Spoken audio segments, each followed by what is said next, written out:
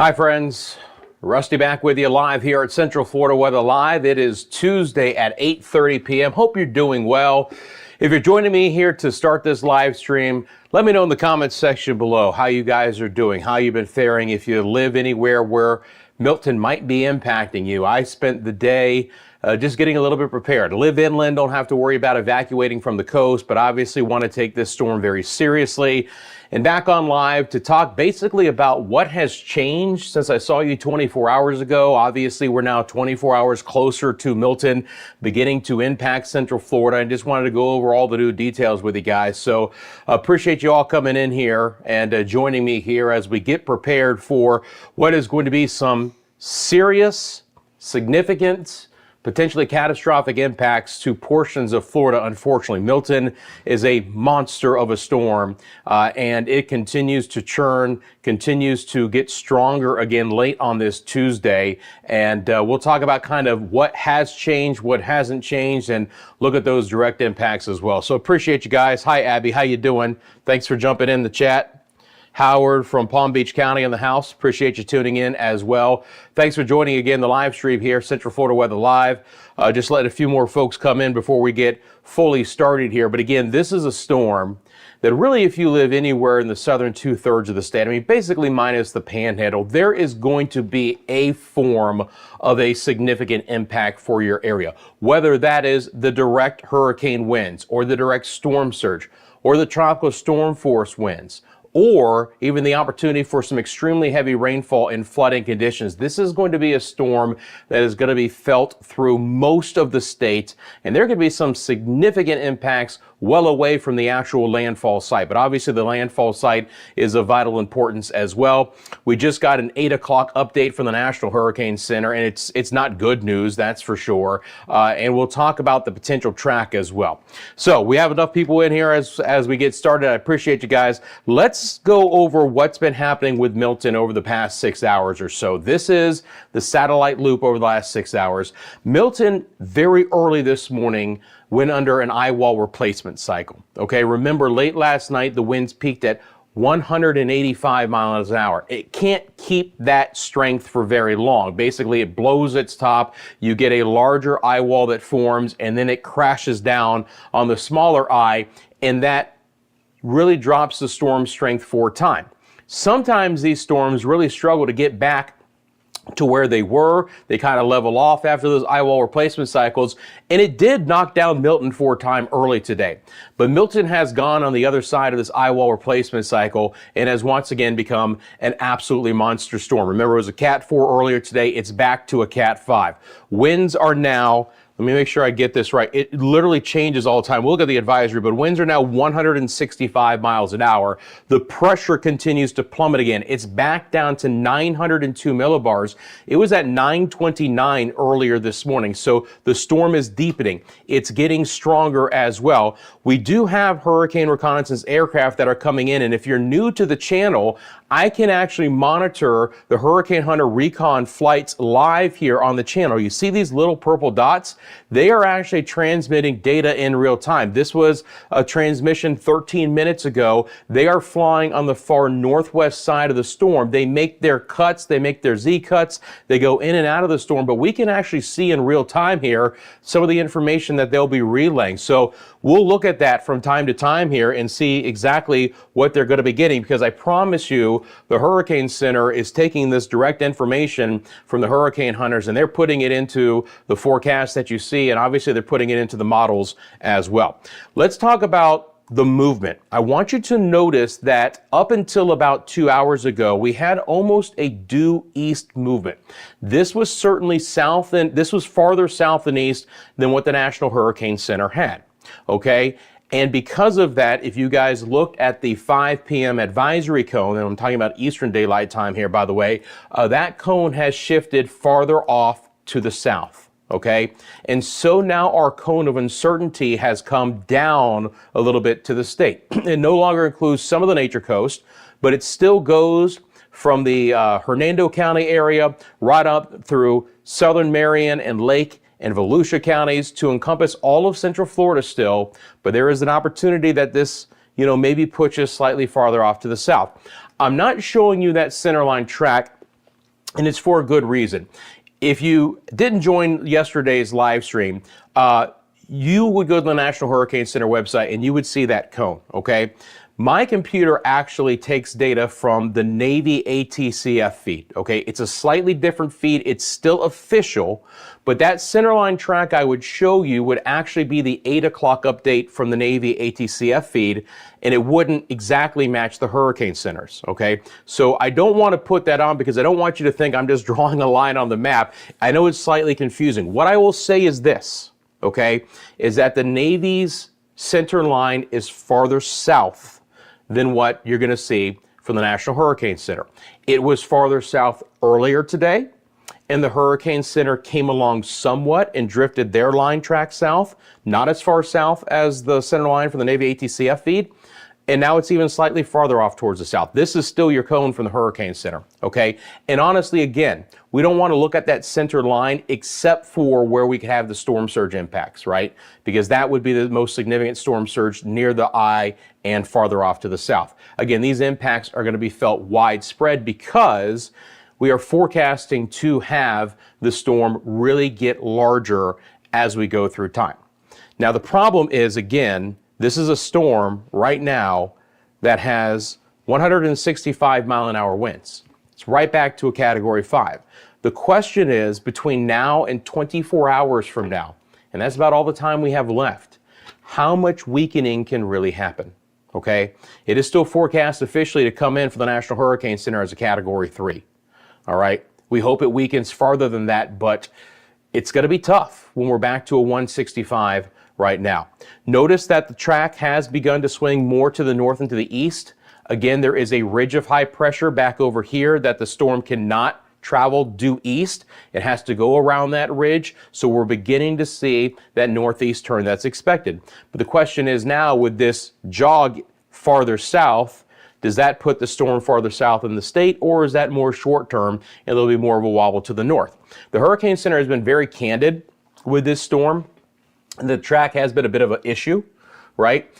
Storm like Debbie and Francine and Helene were all very tracked well. Hurricane Helene, okay, that obviously brought utter devastation to our Panhandle and Big Bend and then throughout North Carolina. If you look at the first track for the Hurricane Center to where it actually made landfall, it was 15 miles of error. That's it. This one could still bobble up and down. Not a ton of confidence. So if you live anywhere, again, in the southern 2/3 of the state, we're going to have some issues. All right. Again, major hurricane right now. Hurricane warnings have been posted for a lot of the West Coast. It's the lines that you see flashing in red, and more of the East Coast as well. It's because we have Milton more than likely going to be a hurricane crossing the state, not weakening back to a tropical storm before it gets into the Western Atlantic. So let's look at those areas real quick. Again, I'm going to bring up the advisory, just kind of the easiest way to do it. The hurricane warnings are in effect for the West Coast from Bonita Beach to the Swanee River. That includes Tampa Bay, and the East Coast from the St. Lucie Martin County line northward to Ponte Verde Beach. All right. Then you have tropical storm warnings that go north on either side, including most of the Big Bend and the Eastern Panhandle, all the way back down to the Florida Keys and the Dry Tortugas, including the Miami-Fort Lauderdale area, north including Jacksonville, and then you get into the Brunswick, Georgia area where it becomes a tropical storm watch to Savannah and Charleston. And newly added here, we do have now tropical storm warnings for the far northwest Bahamas. That includes Bimini, Grand Bahama, the Abacos, and the surrounding Keys as well. That was upgraded from a watch earlier today. That is, again, another sign that potentially a little bit farther south track could bring the northwest Bahamas into play for some tropical storm conditions. All right. The numbers that you see on your screen are wind gusts in miles an hour. Have some graphics to show you here. I don't know if I brought the full timing up, but the bottom line is the timing hasn't changed since what we talked about yesterday, where we're talking about landfall more than likely just after midnight into early Thursday morning. You know, the weather today in Florida was pretty good. Hope you guys had an opportunity to prepare. We're starting to see some squalls move in right now. Let's take a look at the radar here real quick, and then I'm going to get to your questions and I'll answer those, and we'll go into some of the graphics I've made as well. So let me bring up here Let me take off this satellite data real quick. You can clearly see this is the composite radar that we're going to start to get wetter again. We've already had a few showers move through, right? But we're going to get some of these squalls and some of these bigger bands coming in well ahead of the actual storm. But it's just going to get wetter for tomorrow. So first of all, obviously, if you've lived along the coast, I hope you have taken the preparations and you've gotten out of Dodge. If you're in evacuation zones, you've been told to evacuate. It's also, we've had some mandatory evacuations on the East Coast as well. They could see some heavy rain and some storm surge there. But the first thing we'll see is more rain moving back in. And of course, with the saturated ground and all of this wind coming through, power outages will more than likely be a pretty big issue as well. So quiet Tuesday, relatively speaking, but we'll start to crank back up the rain on Wednesday. And then things, of course, really fall apart Wednesday night and into Thursday. Let me get to the chat, take some of your questions, and then we'll jump into some of the graphics that I've made here. Howard asks, what do I think the wind speeds are going to be here? So the opportunity for hurricane force wind gusts are possible through the vast majority of the central part of the state, including Palm Beach County. All right. We could see some winds over 75 miles an hour in gusts. It is still forecast to actually be a hurricane, at least at its core, as it moves back offshore. And again, I'm not showing the center line because it's slightly different from the hurricane centers. And I don't want you to look down and go, oh my, okay, look, it's moved far south. But there's an opportunity that we could see it nudge. If I actually bring on those spaghetti plot models, you can clearly see that the center here of these spaghetti plots right here, and I'll take off the radar because it's just a little bit easier to see, has slipped farther south as well.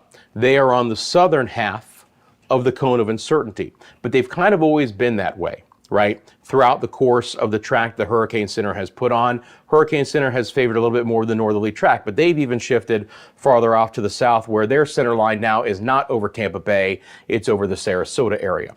So certainly for places like Palm Beach County, you know, the opportunity to get some decent winds, okay?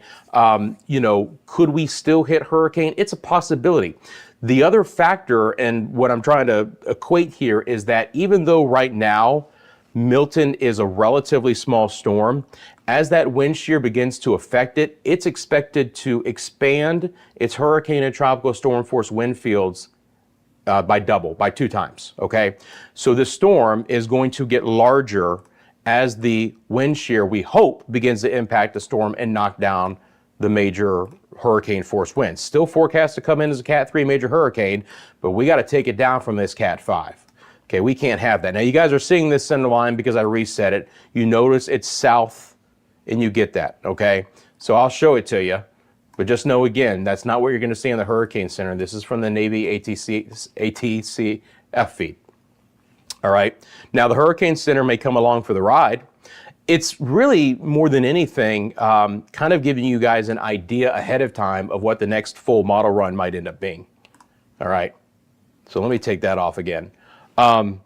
So there you go with that. Hope I answered your question. Hey, Space Mom 70 from Merritt Island. How you doing? Abby says, okay, so my aunt lives between Orlando and Tampa. This is her first hurricane season. She moved from Pennsylvania to Florida. What's it going to be like? So Orlando, between Orlando and Tampa, we're talking about Lakeland? Something like that? Orlando to Tampa, let's say Polk County, Lakeland, Winter Haven, Haines City area. Again, I want to be clear. It still is all about exactly where this storm moves in.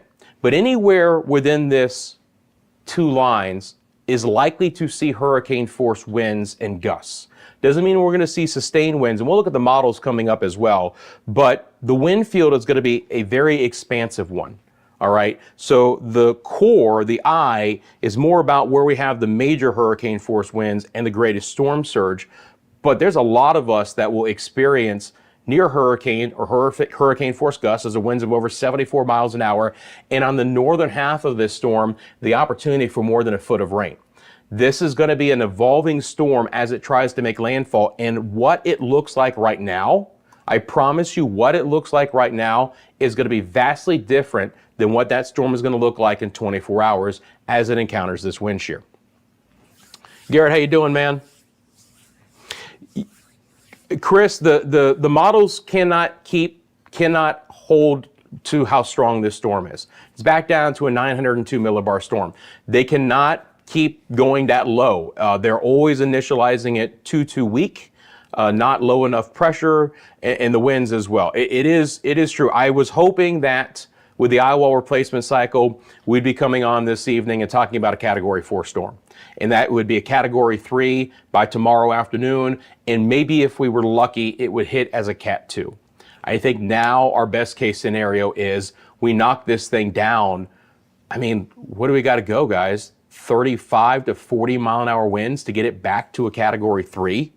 That's a lot. That's a lot of high-end winds to take down. Now, it could do another eye wall replacement cycle before landfall, and that would be fantastic, okay? But again, this storm is going to become very large as it encounters that wind shear. Thank you, Chris. I'll take a look at it.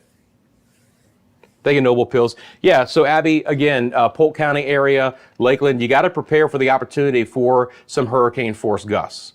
Potentially because this storm may go farther south. It might be a little bit lower than that, but that's what we have to prepare for. Let me show you some of the graphics that I've built up here, so we'll get into that. First of all, let's talk about timing. Again, if you live inland in Florida, you still have tomorrow morning to prepare. The timeline has come back a little bit, right?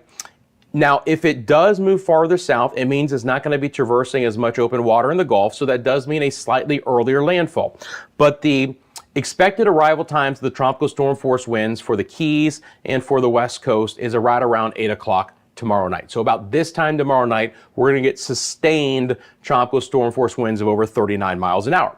Now look, we're going to get some tropical storm force gusts across the state beginning even late morning tomorrow through the afternoon as these squalls develop ahead of the storm. But the meat of the storm won't be coming in until around sunset tomorrow night. The weather just goes really downhill late tomorrow night and then throughout Thursday morning. Now you notice that this cone of tropical storm force winds has shifted farther to the south. It's clear to see. This time yesterday it was just kind of brushing the Miami area. Now it includes the northwest Bahamas. So as I mentioned, if you know the area, Eleuthera, and New Providence, which is Nassau, and Andros, and Grand Bahama, Freeport, Lucaya, and Bimini, and the Abacos and Walker's Key now could see tropical storm conditions. There is not a tropical storm warning for Andros or Eleuthera or New Providence yet, but there could be, right? And again, that means sustained winds of over 39 miles an hour.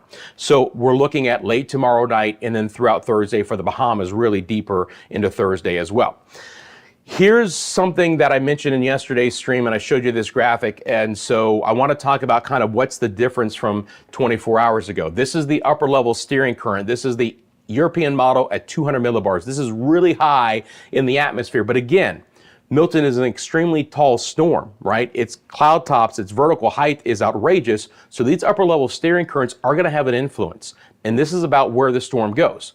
We have this ridge of high pressure building in over Cuba and the Bahamas and moving east. But Milton is already moving into the far western side and bumping up against this. This is why it's beginning that northeast turn. It cannot escape due east. It has to go up and around this ridge. You've got clockwise winds around an area of high pressure, so the southerly winds on the western periphery are going to influence Milton, and that's exactly what we've seen in the last 2 hours, okay? So we know this feature is pulling Milton north closer to the Florida coastline. The other factor that comes into play is this shortwave trough, okay? It's this little kink in these streamlines that you see.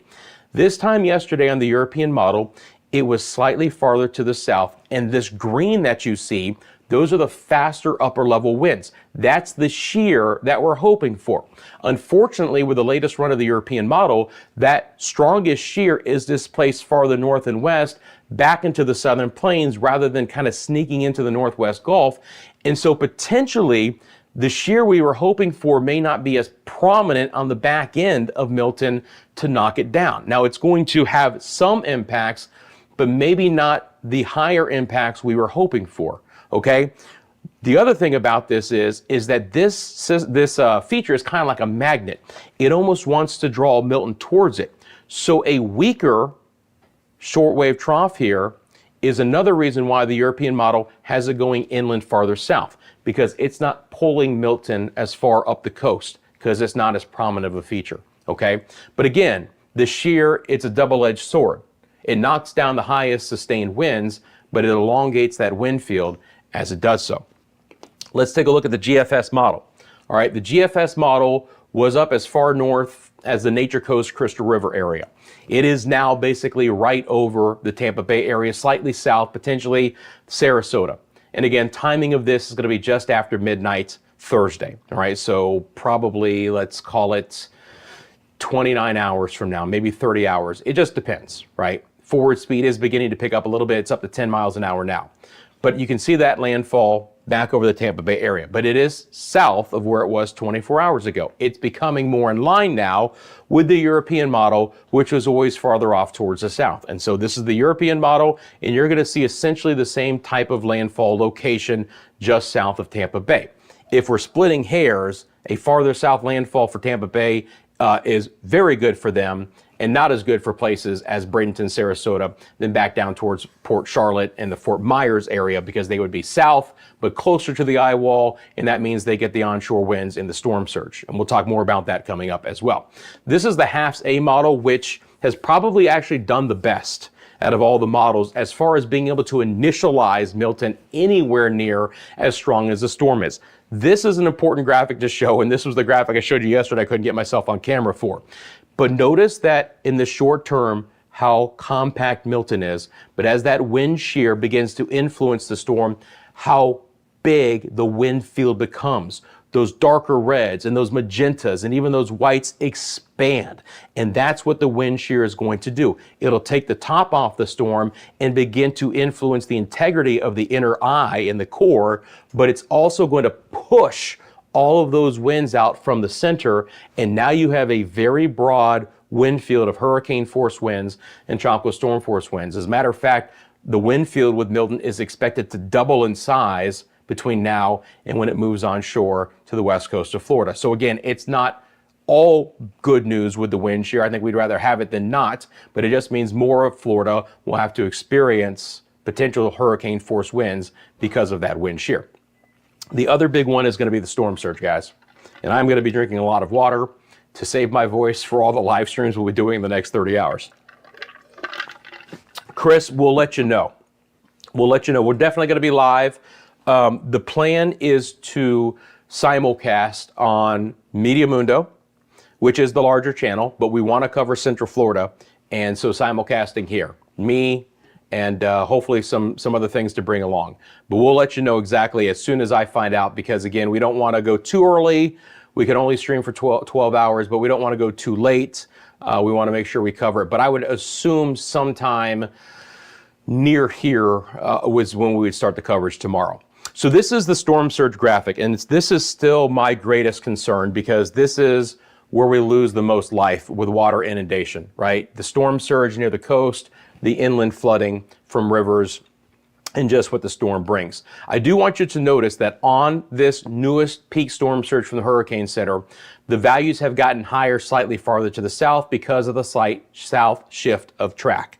So now you have 8 to 12 feet in Charlotte Harbor.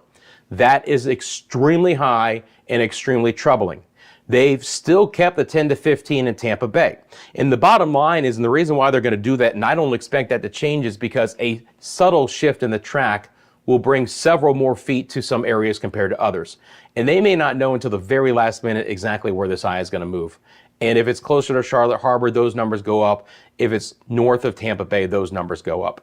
But this is significant and serious storm surge, life-threatening storm surge. Evacuation should be completed. Everyone should be out of these areas when we're talking about double-digit storm surges. It's even bad to the southwest side of the state. I mean, 5 to 8 down to Choccolosky, 3 to 5 as you get towards the Keys, then it's 1 to 3 for the Florida Keys, 2 to 4 for the Dry Tortugas. I know our banner's covering that up, but that's what it is.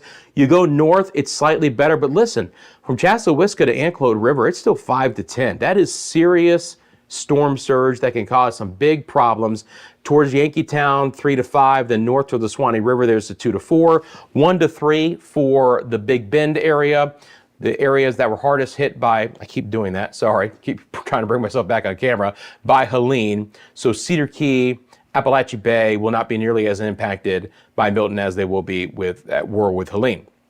Now again, We're going to get some storm surge on the East Coast. There have been some evacuations of the East Coast of Florida because of the storm surge potential to go along with the flooding rain potential as well. So you have a 1 to 3 from the Palm Beach County line to Sebastian Inlet, and now they've just broad brushed the 3 to 5. It's no longer 2 to 4 and then 3 to 5. It's 3 to 5 for Brevard County, for Volusia, for Flagler, riding up the coastline to Jacksonville, the St. Johns River, all the way up into Georgia, and then carrying it into the southern sides of South Carolina. Then it's 1 to 3 back up to the South Santee River. So there will be some overwash, there will be some beach erosion, there will be some dune issues for the East Coast, but a 5-foot storm surge is a very prominent and troubling storm surge for the East Coast. So just because you live on the opposite side of the state, don't think that you're not going to have some water inundation coupled with the opportunity for some very high rainfall totals in that area.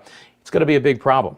Speaking of the rain, this is the European rainfall. Now, we want to talk about the evolution of the storm here. I think the best thing to do is to look at the GFS model first, and then we'll get back to the storm surge. So let me bring this GFS model up here, and I'll get back to your questions in just 1 second as well. Please drop them in the comments section below. This is why I want to do this channel, to be able to interact with you guys in real time. Chris, the other channel, Media Mundo. If you don't know Chris, come on, man. You've been on Media Mundo, right? I know you have. This is our other channel, Central Florida Weather Live. Yep, Noble Pills got it in the chat. So she makes the winds go further out, but doesn't do the same thing. I think it's called wind shear makes the winds further out there. Wind shear is going to disrupt the inner core of the storm, but as that happens and the drier air gets kind of ingested in, it also forces that core to kind of fall apart. And as it does so, it's going to push those winds out. They'll be weaker as they do so, but let's say we start with 125 mile an hour winds at the center. Those winds will weaken as they elongate, but they will still stay hurricane force over a much larger area. That's kind of the double-edged sword when we're talking about what that wind shear is going to do. So again, when we look at the GFS here on the rain, the reflectivity, it doesn't look very impressive, right? We mentioned this yesterday. This doesn't look like a major hurricane coming into the west coast of Florida. It's because this wind shear will hopefully tear apart the southern eye wall, and we actually get an exposed eye as the storm moves inland. It will also be moving fairly quick as well at this time. So what is forecast by the models, and this is, hang on, let me get on the model timeline here so you guys can see. This is tomorrow night at around 10 o'clock and then moving inland, is you get this dry slot forming on the south side, right? So, and again, I'm going to just take off that center line because I don't want you guys thinking that's from the Hurricane Center. That's from the Navy. It's slightly different, but it is farther south. So again, what this is going to tell you is that you get this dry slot, okay? And you may not have a lot of rain on the south side of the storm as it moves in, but there should still be an extremely prominent wind field. You would have dry air intrusion, so not a lot of rain, but winds that could still easily be hurricane force as it moves through on the south side. What you will have on the north side is some extensive heavy rainfall, all right? So areas north of the center. At this point in time on the GFS model, that could be Pinellas and Hillsborough and Hernando and Pasco, Hernando and Citrus, maybe Levy, Marion, Sumter, Lake, northern sides of Polk, northern sides of Osceola, Orange, Brevard, Cibodal, Volusia, on over towards Flagler counties, Putnam as well, that could have more than a foot of rain in some spots, okay? The GFS is a little bit more aggressive than the European, but 6 to 9, locally more than a foot of rain is possible. So this area on the far north side of the storm is who's going to be impacted most by the heavy rain, all right? You can clearly see that. So we have a void in the rain on the south side, all of the heavier rain to the north. If we look at the wind profile out of this, let me go back over to the wind gusts. Okay, it did not like that. Give me 1 second. We can take a look at the rain actually. Probably the easiest thing to do is look at the European rainfall totals, and then I'll bring up the wind gusts. When we look at the European rainfall totals, you see the same thing, right? You see that the northern side of the storm is where we have the most significant rain, okay? And the south side, towards Miami-Dade and other areas, are much lower. So if you live on the northern side of the track, wherever it comes on shore is where you should expect us to have the most rain. All right. Let's go back over to this, and then we'll take a look at the the GFS model. Just need to reset a couple of things here. Give me 1 second. Kayla, it's possible, right? The models have been trying to do it a little farther to the south. We'll see if this is a wobble, or we'll see, and I froze. How about that? I can see I froze on camera, so I'll take myself off camera. So there you go. All right. I'm not sure we'll be able to get myself back on camera now, unfortunately. So you can see, again, where that track shift is a little bit farther to the south. But let me bring up this model real fast through time here and loop this up. And what I wanted to mention with this is, do you see how much more concentric the wind field is? You see how concentric that wind field is right there? So even though we don't expect a lot of rain down to places like Lake Placid and Sebring, the winds are going to be just as prominent on the south side as they are the north side. So not a lot of rain on the south side, but the wind is going to be very, very high in those spots. That's the wind field that I'm talking about. Now the GFS is slightly weaker than what the Hurricane Center has, but still tries to bring some triple-digit winds in here. And again, when you're looking at wind fields deep into the state now, you are looking at the opportunity to try and push near hurricane force winds in a much larger area, right? It'll be close. We may stay on high-end tropical storm. We're going to look at the HRRR model coming up as well. But the wind field will be expansive and much more concentric. It's not just going to be on one side of the storm like the rain. And again, time frame here, you see it coming in late tomorrow, early on Thursday, and then pushing off the state. For our friends in the Bahamas, you can see that as we get into Thursday evening, we could have some winds in the Walker's Key, Grand Bahama, Abaco areas, Bimini, that are of tropical storm strength. That's why you guys have those slash marks. That's why we have the opportunity there for some tropical storm force winds. Ooh. Okay, are we still on? Okay. Sorry about that. I just saw it went away. Hey, Aunt Jemima, how you doing? Hi, Abby. Hi, guys. So, tornado, are you talking about the hurricane winds, Tubi? I mean, the opportunity, again, for some tropical storm force to near hurricane force winds.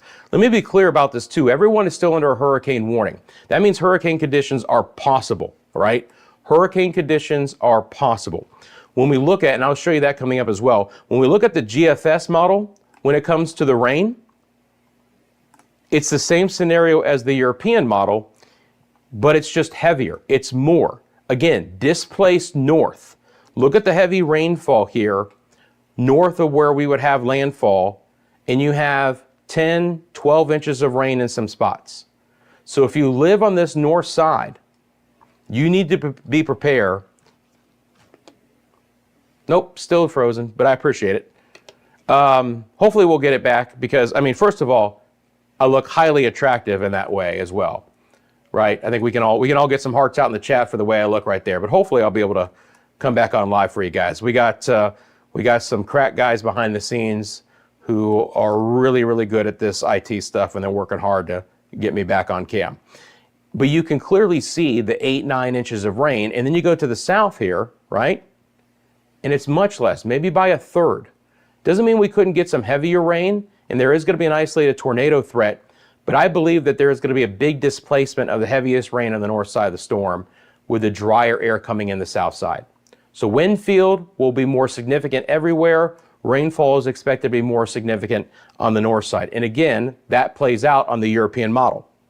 Just a little bit lower values, but the same overall scenario. You know, instead of the 9, 10, 12 inches of rain, what do we got there? 6, 7 in a couple of spots, maybe a little bit higher, a little bit faster movement more than likely there with the European model, but still an extremely expansive storm, very heavy rainfall likely in those areas. All right, so let's go back out to the weather computer. The next thing I want to talk about here is the watches and warnings that are in play, right? So obviously you see that flashing red. Those are going to be your hurricane warnings. But let me bring up this product here. Thanks for the hearts, guys. I appreciate you. This is going to allow us to see all of them at once. Let me take back off the satellite data as well. By the way, no one reminded me that we wanted to look at the Hurricane Hunter reconnaissance, but we'll do that in just a second. Appreciate you guys being in here. If you're here, thank you for liking this live stream. Thank you for subscribing to Central Florida Weather Live as well. I appreciate you guys taking a second just to do that. So this product is going to show you where the hurricane warnings are. Those are the areas in bright red, okay? All of the areas in bright red are currently under hurricane warnings. That's what you see. So if I go up here, this is Orange County, Orlando area, hurricane warning, flood watch. All the way down to Brevard County, hurricane warning, flood watch, right? Even farther south as well, Indian River County, hurricane warning, flood advisory, flood watch. On over towards Tampa, look at all that Tampa's under right now. Tampa's under a hurricane warning, a flood warning, several flood warnings, and then you get to the coastline and you got yourself a storm surge warning. There's just so many areas that are under hurricane warnings or tropical storm warnings. Down in the southern part of the state, Miami-Dade, it's a tropical storm warning. Again, for the Bahamas, it's a tropical storm warning. North to Jacksonville, tropical storm warning with a hurricane watch. Again, you can get both at the same amount of time. You can get the hurricane warning, you can get your tropical storm, your hurricane warning, your tropical storm watch. But there's a big area here that is expected to be influenced significantly by the storm, which again is forecast to move in late tomorrow night and then early on Thursday. All right. Try myself one more time. Still frozen. All right. We're working on it. Let's get back out to the storm, because if you're just tuning in, we had hurricane reconnaissance aircraft coming into the storm. Let's take a look at it here. So if you see these purple dots, this is real-time data of the hurricane hunters moving into the storm, and we can look at that in real time. So this was at 8:58, just 11 minutes ago. They're on the back end of the storm. They're not in the eye as of yet, but they have surface winds of 60 miles an hour. And you can just kind of follow what they're doing. So they're punching the storm from the south side. We'll see if they make an eye wall pass, but that would give us some really interesting things, right? To see exactly in real time. And these hurricane hunters are going into this storm almost constantly, okay? Let's loop up this time frame here.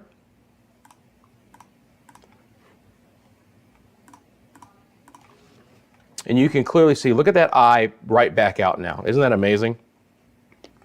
Let's switch back over to the storm surge graphic. This is another one I wanted to mention for you guys real quick as well. Again, storm surge is going to be a problem. We're talking about the opportunity for 10 to 15 feet. If you guys are just coming in, I want to be clear. 10 to 15 foot storm surge is possible in Tampa Bay. But we've also had that number higher now for Charlotte Harbor because of the potential slightly farther south track. Again, there's no guarantees. The hurricane hunters are still monitoring. The Hurricane Center still feels like more than likely what we saw earlier today was a wobble rather than an actual track shift, but there has been a little bit more of a track movement to the east. And you can see that over the last 6 hours, right? We're just starting to see over the last 2 that Milton is actually beginning to move north and east. Earlier this afternoon, it was almost due east, which is why your cone of uncertainty has drifted farther off towards the south, all right? You can see that cone is now slightly south of where it was earlier today. Milton is an absolute monster storm. It's back to being a Category 5. It has winds of 160, excuse me, that's the wrong one. It has 165. Hang on, let's get Milton up. There it is. 165. I started to read it and I go, wait a minute, that's not right. 165, pressure of 9. Yeah, 165. Where's the pressure? 902. And here's the reason why I hesitate, guys. Here's the reason why I hesitate. Every hour, they're coming up with a new higher number for this storm. Every hour now, there is something worse to talk about. We've had an eye wall replacement cycle that has come through, and on the back end of this, we still have a Category 5. It is still intensifying. Right now, it doesn't look like it's weakening at any point in time right now. Back up to a Cat 5. This is why this is such a dangerous storm. Even though we do expect there to be wind shear, the question is, how much weaker does this storm get on this path? You know, typically with these storms, we say someone's going to get thumped hard. I think a lot of people are going to get thumped really, really hard because of this. Nice blow up with thunderstorms ahead of it. So again, if you live in Southwest Florida towards the Keys or Cape Coral or Marco, some thunderstorms coming in overnight. But this is a beautifully terrifying storm. The eye right now is about 10 miles wide. You see the lightning just following that inner core, right? You see absolutely complete symmetry with the storm. It knocked it down to a Cat 4 earlier today during that eye wall replacement cycle, but it's right back to that Cat 5. 165. Appreciate all the hearts, guys. Appreciate all the likes as well.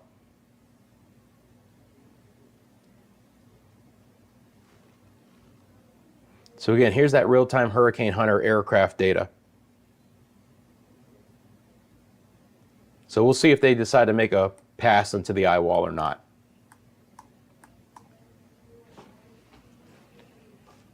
Let's bring up our winds.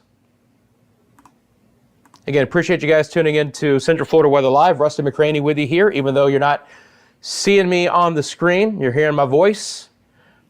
Most people would say this is probably the best way to see me anyway, so I don't think you guys mind. But gives you guys a full screen. We're working on the camera, but that's okay.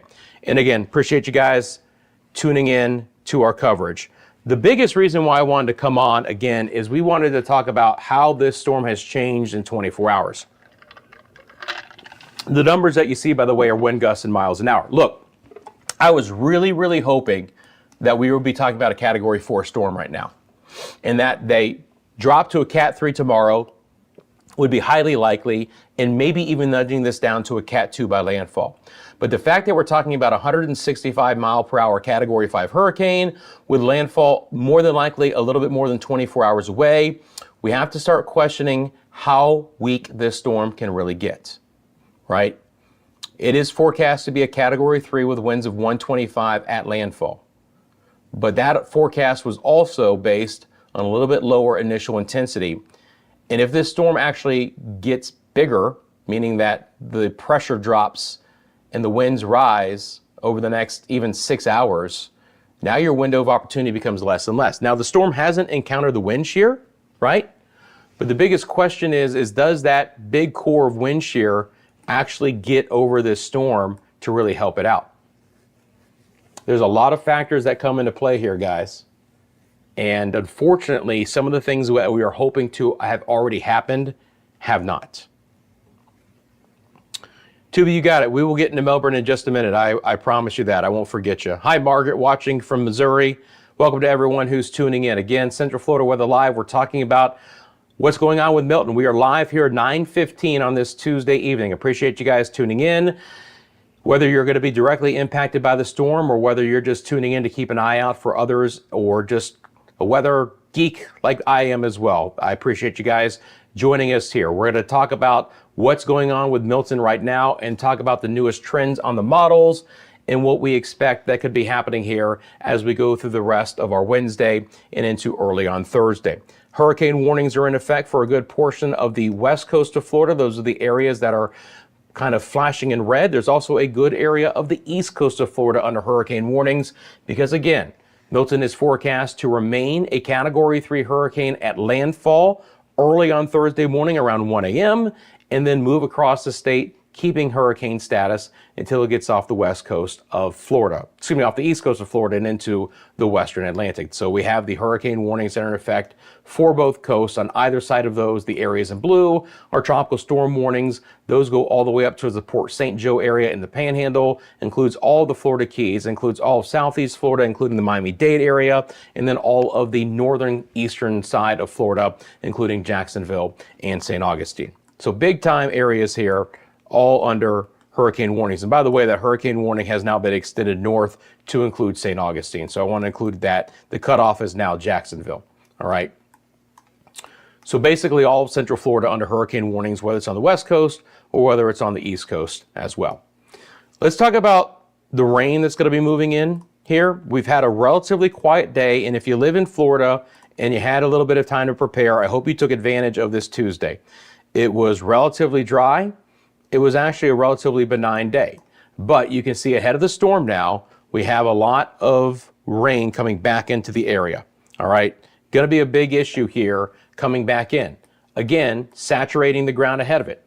The wind field is going to be quite prominent with this, and so the opportunity for power outages will be felt widespread. You can see the rain already beginning to kind of pick up a little bit here, back into places like Bradenton and Sarasota, on over towards Venice and Inglewood and Port Charlotte, all the way down towards Cape Coral. Showers are beginning to move back in. They're nothing heavy right now, but there's more on the way. If you look at the top of your screen, that is a live lightning count here at Media Mundo. It's within this view, the amount of lightning in just 15 minutes. So these are some pretty nasty storms. You know, they just kind of clipped Key West over the dry Tortugas, but that is a precursor of what will be moving in. This is well away from the actual center of circulation. I mean, obviously the radar doesn't go that far out, but you can see the lightning tracking in towards where we actually have the core. The bottom line is it's going to get wet tomorrow. Winds will begin to freshen up as well. If you live inland, you still have the opportunity to do some hurricane preps tomorrow morning. It'll be a little bit wetter as you do that, but the winds will have not freshened up enough where we're going to have some huge concerns. All right. But again, looking at this storm in real time, and I just kind of keep a close eye on that Hurricane Hunter reconnaissance aircraft. Again, it's a nasty storm, no doubt about it. They are beginning to, let's pause this here. All right. So it looks like we've done an eye wall punch. Let's take a look at this data. This is live data from the Hurricane Hunters. I'm getting rid of the lightning, so it's just easier to see. Let's see what we have here. Surface winds of 78, 90, 120, 137, back down to 69, 43, and then 64. So they're in the eye. At least the highest that I can see on this far south side from the data that we are bringing in is about 140. We don't have a derived pressure at the surface. We have their aircraft flight level pressure. All right, so 140 here in the back end. But again, we're maxed at 165. Let's look at that storm. Ugh. Mamma mia. Again, it's begun that turn north and east around the western side of an area of high pressure that's building over Cuba and the Bahamas. Can't go any farther due east. Has to go up and around that ridge. Question is, how far north does it go, right?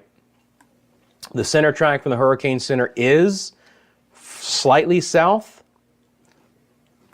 of where it was. You can clearly see that. But again, the impacts are expected to be felt extremely widespread. Let's talk about those. I'm just going to reset this here real quick, guys. Let's talk about timing to begin with. If you're just tuning in, again, tropical storm force winds moving into the western part of the state tomorrow around this time, probably a little bit earlier.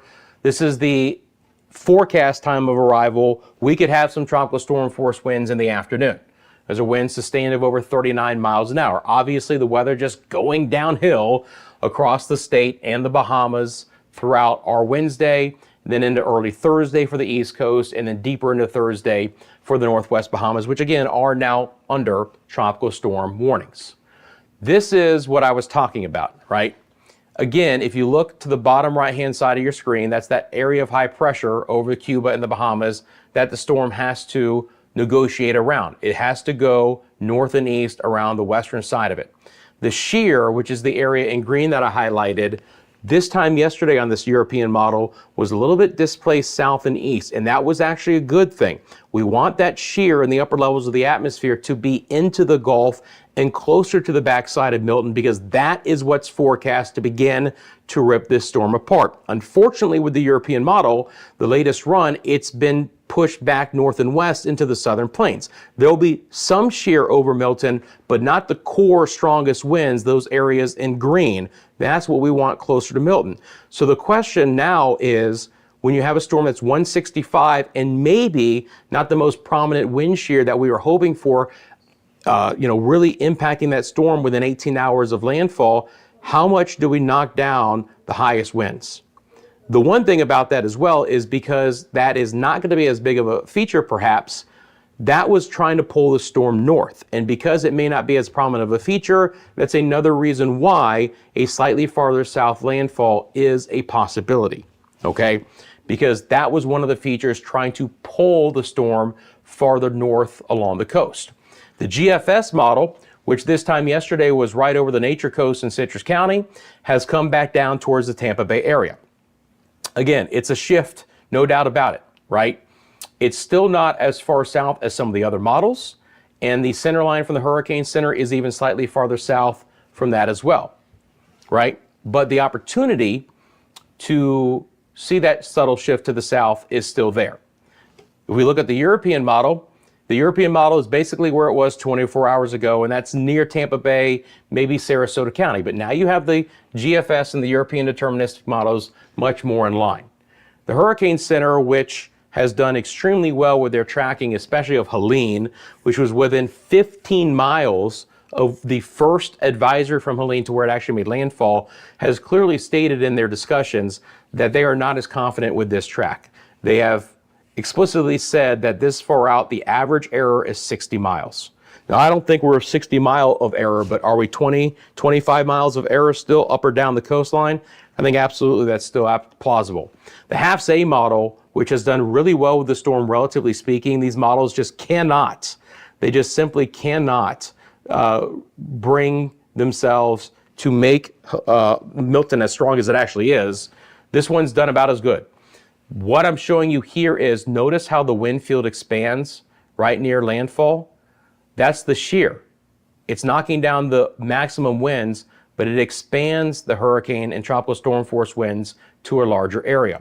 Milton should be a double-sized storm compared to what it is now by the time it makes landfall early on Thursday. And the timing in most of the models is still very late tomorrow night, and most of them are early on Thursday morning. Chris, I'll try, but it may not be possible. Kayla, we do expect it to weaken. Again, it is not forecast to stay as a Cat 5 165 storm.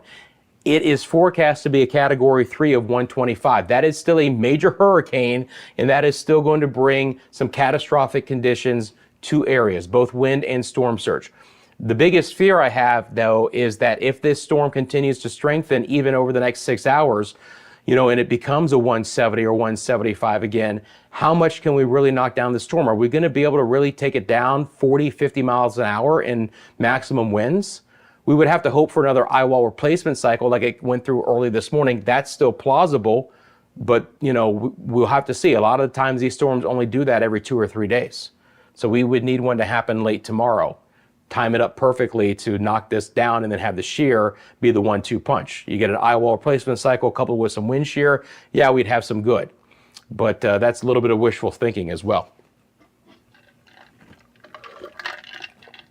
The dirty side of the storm, Patricia, is going to be the front right quadrant, which is north and east. Front right, north and east. Still bad all on the eastern side of the storm, right? Front right's the worst, north and east. South and east is bad. North and west is not great. South and west is the weakest side.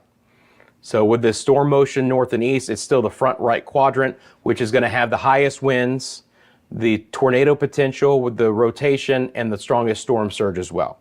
It's just the worst part because the winds with the storm motion are going along with the way that the winds are going as far as forward motion as well. Yep, front right quadrant, guys. So the northeast side of this storm. So here's the storm surge again. It's 8 to 12 now in Charlotte Harbor. That is much higher than the forecast was earlier for Charlotte Harbor because of the potential farther south track. Still 10 to 15 feet in Tampa Bay. Anywhere that gets over 5 feet is going to have some big time problems. But if you're talking about up to 10 feet or more in Charlotte Harbor, and maybe more than that in Tampa Bay. Here's the thing, I don't expect both areas to get those maximums. This is the Hurricane Center saying we don't know where the center is going to go yet. If the center is north of Tampa Bay, they're going to get 10 to 15. If the center is south of Tampa Bay, they'll get less. Charlotte Harbor will get more, right? If the eye is north of Tampa Bay, Charlotte Harbor should not get 8 to 12. It should be lower. But these are the peak storm surges that these areas need to be prepared for, and there will be water inundation of some kind through most of the west coast of Florida and a good chunk of the east coast as well. I mean, 3 to 5 feet from Sebastian Inlet all the way to Georgia, the Altamaha Sound. I don't know if I've ever heard of that one before, near Brunswick, Savannah, but 3 to 5 for all of Florida. It's a big problem. And again, the rainfall totals are significant as well, and we'll get into that. Let me show you this here. I'll go back out to our computer here. Probably the easiest way to show you guys this. So let's take a look at the rain. Actually, you know what? I want to go back to these hurricane hunters. This is real-time stuff. This is interesting me. Let's see if they come back on here. I might have to do this.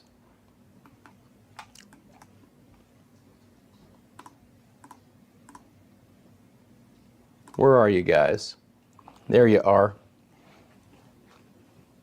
So now they're interrogating the northeast side of the storm, but they're away from the eye. So they've got about 60-mile-an-hour winds here. 9:21, yep, just about 7 minutes ago. Hey, Kenny, you guys are under a tropical storm warning and a hurricane watch. So tropical storm conditions, winds of over 39 miles an hour are likely. Hurricane force winds up to 74 are possible. We'll talk about that as well. Tornadoes can develop with the rotating storms. That's the biggest thing. Tornadoes can develop as the storms rotate. Now again, when I show you this GFS model of the reflectivity, you're gonna be like, hey, that thing does not look like it's a major hurricane, right? That's the influence of the wind shear, okay? You can clearly see that. By the way, appreciate all the people coming in. Hit that like button while you're here. Thank you for subscribing to Central Florida Weather Live as well. Again, the center line that you're seeing is from the Navy ATCF feed. It's not exactly what you would see from the National Hurricane Center. The cone is. So I'm going to take that off. Again, I've mentioned it several times. I almost get a precursor from the Navy ATCF feed because I get updates in the intermediate advisories where the Hurricane Center does not update the track with the intermediate 8 o'clock advisory. But my system pulls in that data from the Navy ATCF feed, and that's why you see a different centerline track, which is farther south than the Hurricane Center. We'll see if the Hurricane Center comes along. They drifted the line south at the 5 o'clock advisory. We'll see if they do so for the 11. So the impacts of the shear from the storm is this, okay? You're going to get some shear. Let me see if I can get my telestrator to work here. You're going to get some wind shear coming over the top of the storm like this. Inherently, it's going to try and to ingest to the storm with the counterclockwise rotation and eat away the southeast side of the eye, okay? And that's what you see near landfall on the GFS model. And we'll look at the HER model coming up. It's a high resolution model as well. So that's why it doesn't look very prominent here. There is expected to be a dry slot on the south side. This area should have much less rain on the south side of wherever we have landfall compared to the north side. I do expect there to be a big disparity in the rainfall totals with Milton from north to south.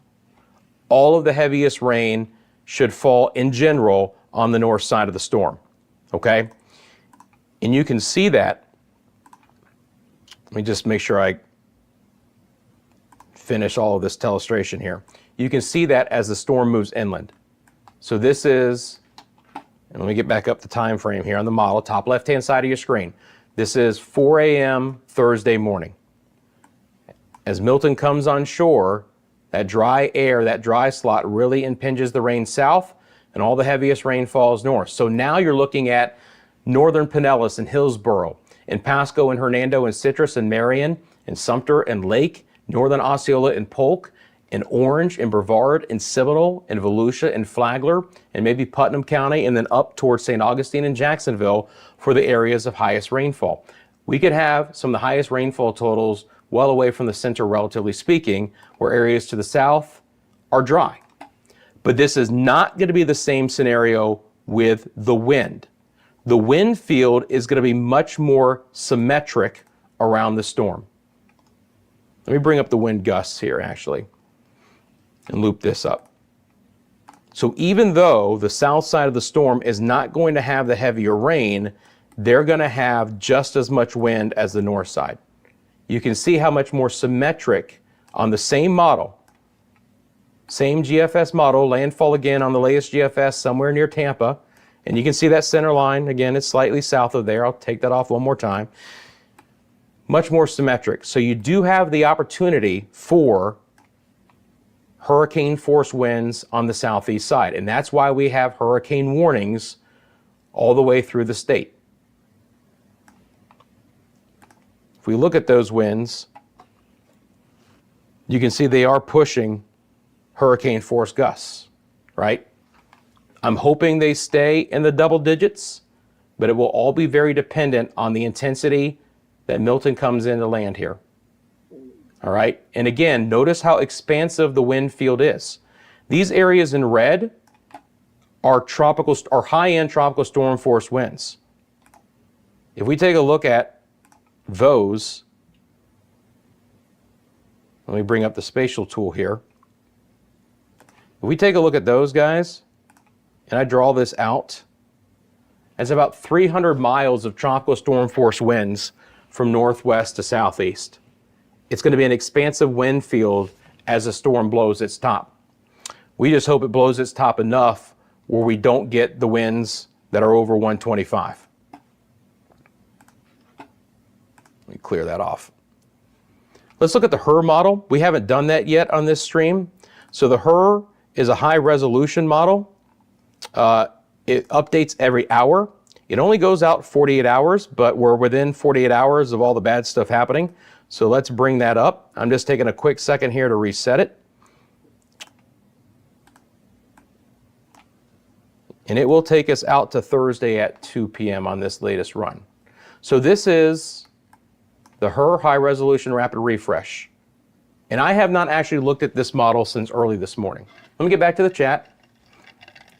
It does need to weaken, Michael. You got it. Yeah, a lot of people are evacuating, taking I-4 into Orlando, taking I-75 north, trying to get out of this storm. You know, I hope they got far enough north.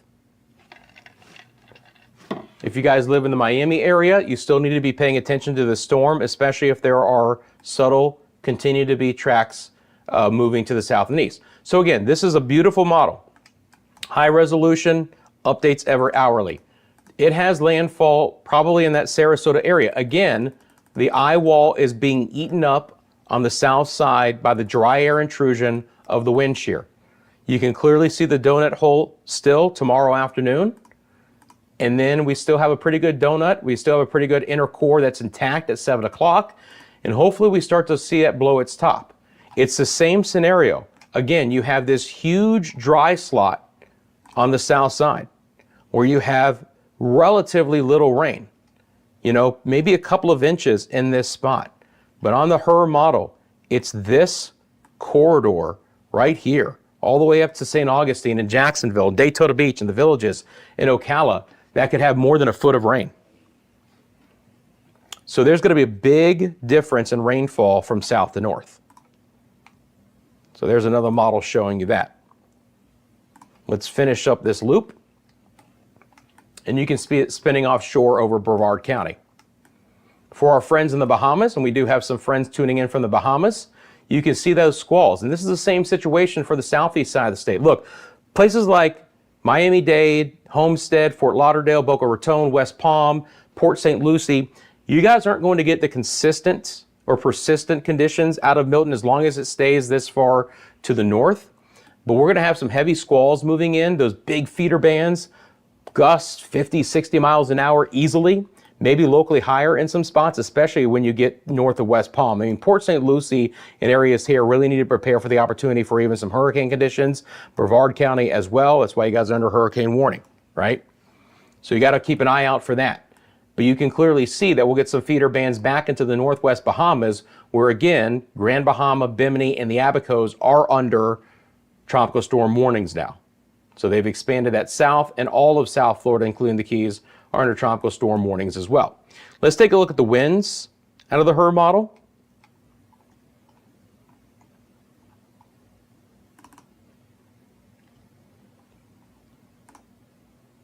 Loop those up. And we can see that storm coming in. Again, the wind field is going to be much more concentric than the rain is. And the HRRR model basically has a landfall near Sarasota and then exiting the coast in southern Brevard County. And that, if we look at the center line from the Hurricane Center, is about center line right now. And that is a little bit south than earlier today. Let's take a look at these winds. These are sustained winds. Again, weaker than the Hurricane Center has. I would love for that to happen. But the question is, again, does the model pick up on the fact that this storm is 165, right? That's the problem with showing you guys this right now, is that the models are initializing too weak. So their model output in time is not congruent with what the storm really is. So it's just weaker than it should be because it's weaker to begin. So I want to be clear about that. This is more about looking at where the wind field is rather than actual wind values. And we're under hurricane warnings, and that means more than 74 mile-an-hour winds are likely. And again, if you look at the timeline, landfall after midnight, maybe a couple of hours after in the Thursday morning, and then pushing off. And again, even down into the Bahamas, as we get deeper into Thursday, you start to see those winds pick up in Walker's Key and Grand Bahama and Abaco, and then really be pretty strong on the East Coast. Volusia County, Daytona Beach, Edgewater, Titusville, Merritt Island, Satellite Beach. Pretty darn strong winds here, right? Feeder bands will have rotating storms. Look, remember, the storm itself is rotating, right? Still frozen. The storm, by the way, if you don't know what I look like, that's me. Storm itself rotates, so the winds with this storm are going to be rotating as well. So inherently they have rotation, so spin-up tornadoes are a possibility with this as well. All right, so that's what the HRRR model looks like. Rainfall totals GFS. Let's take a look at that. Actually,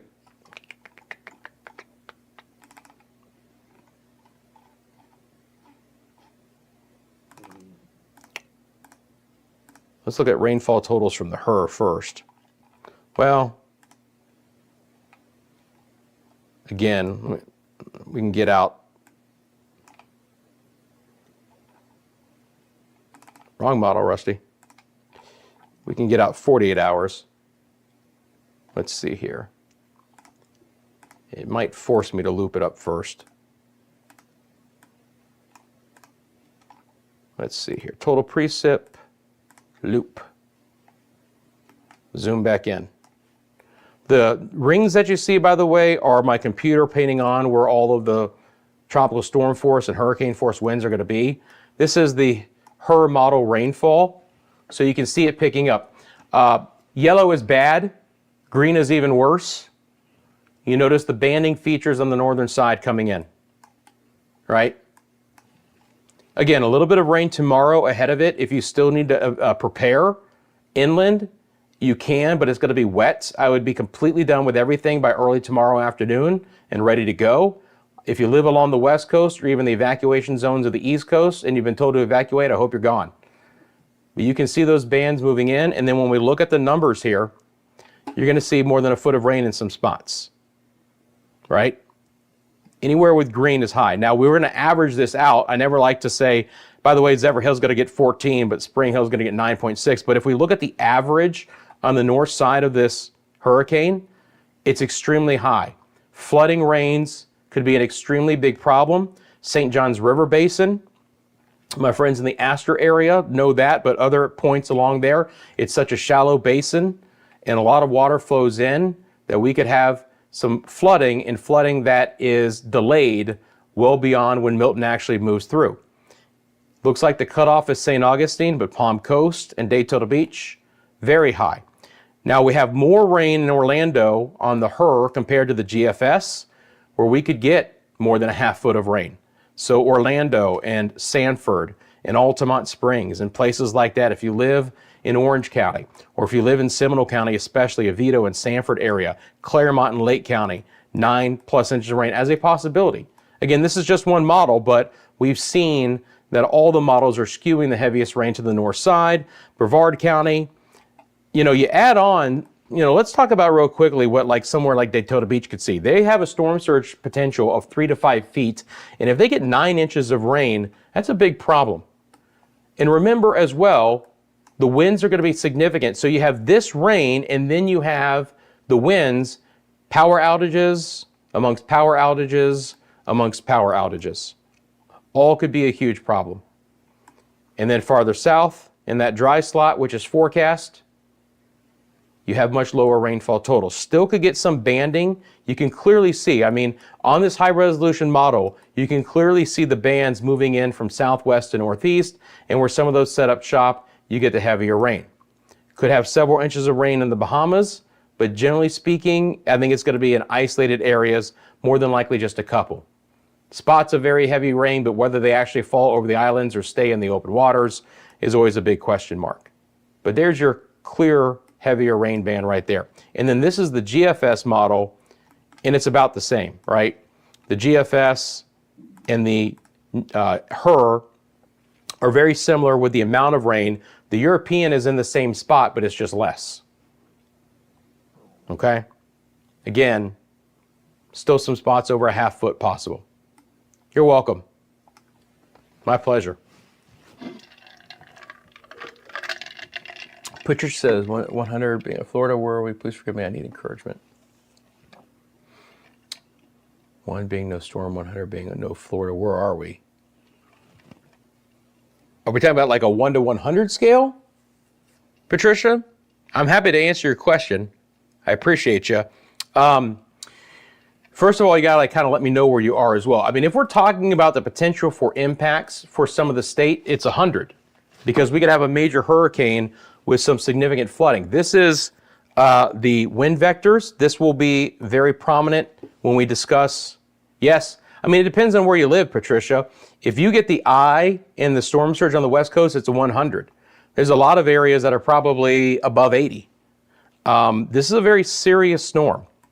Again, it's a Cat 5 right now, not forecast to stay that way, but it's also stronger than what we were hoping for at this point in time. We were really hoping that this was a Category 4 right now, but it's sadly strengthened again since this last eye wall replacement cycle. Okay? This is the wind vectors of the storm. Let me loop this up because this is an important product to look at as well.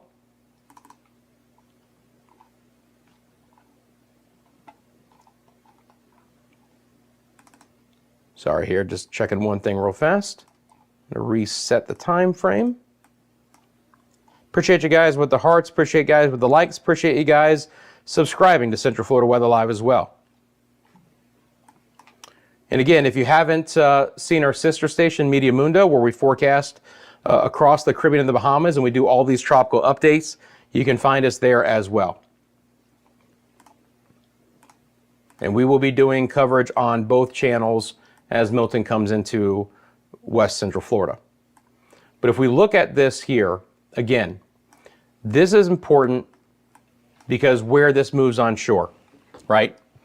Anywhere near the eye and south will have the onshore winds. This is where we would have the most significant storm surge. This time yesterday, all of Tampa Bay had a southwest wind in that 10 to 15 foot possibility. But if the eye moves just south towards Sarasota County, you notice that Tampa Bay actually stays with an offshore wind. And while there will be storm surge in Tampa Bay, it won't be as prominent as if the eye moved right over or the eye was north of the bay. So this is where we're splitting hairs and why it's really important. The vast majority of the areas of impact won't have as much on the line as to where the eye moves in because, again, the wind fields are going to be expansive.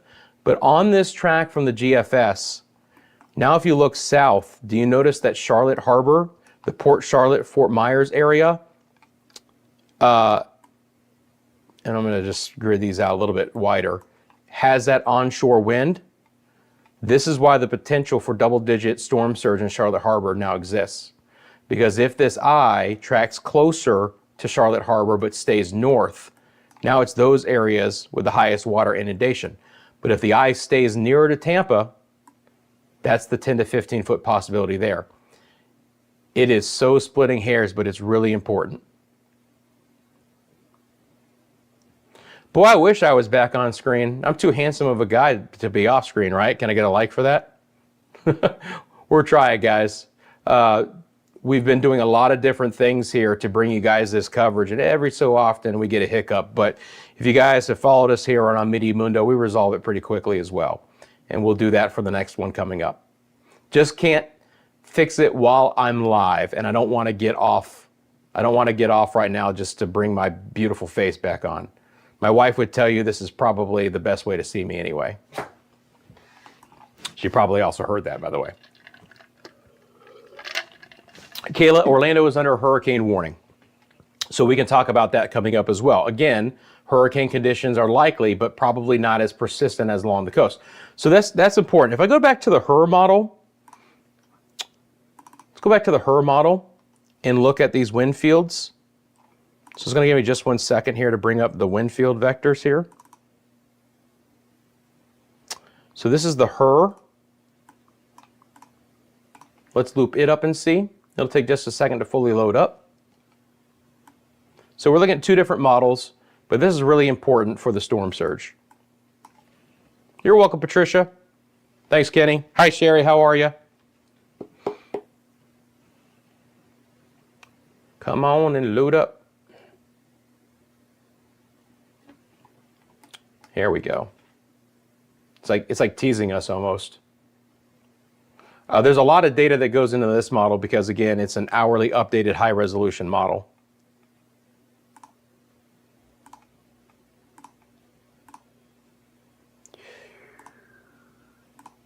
All right, I think it's fully loaded now. So let's see. So again, this is the HRRR. Here it comes. I'm going to take that grid spacing down just a little bit so it's a little bit tighter. But if you have interest in Tampa Bay, I'll be honest, this is what you want to see. You want to see no south or southwest wind. That keeps the highest storm surge out of the bay because the winds are fighting the storm motion. They're going offshore and then they turn north because, again, on the HRRR model and the GFS, both of them I just showed you, now the forecast track, although just south of you, is south of you.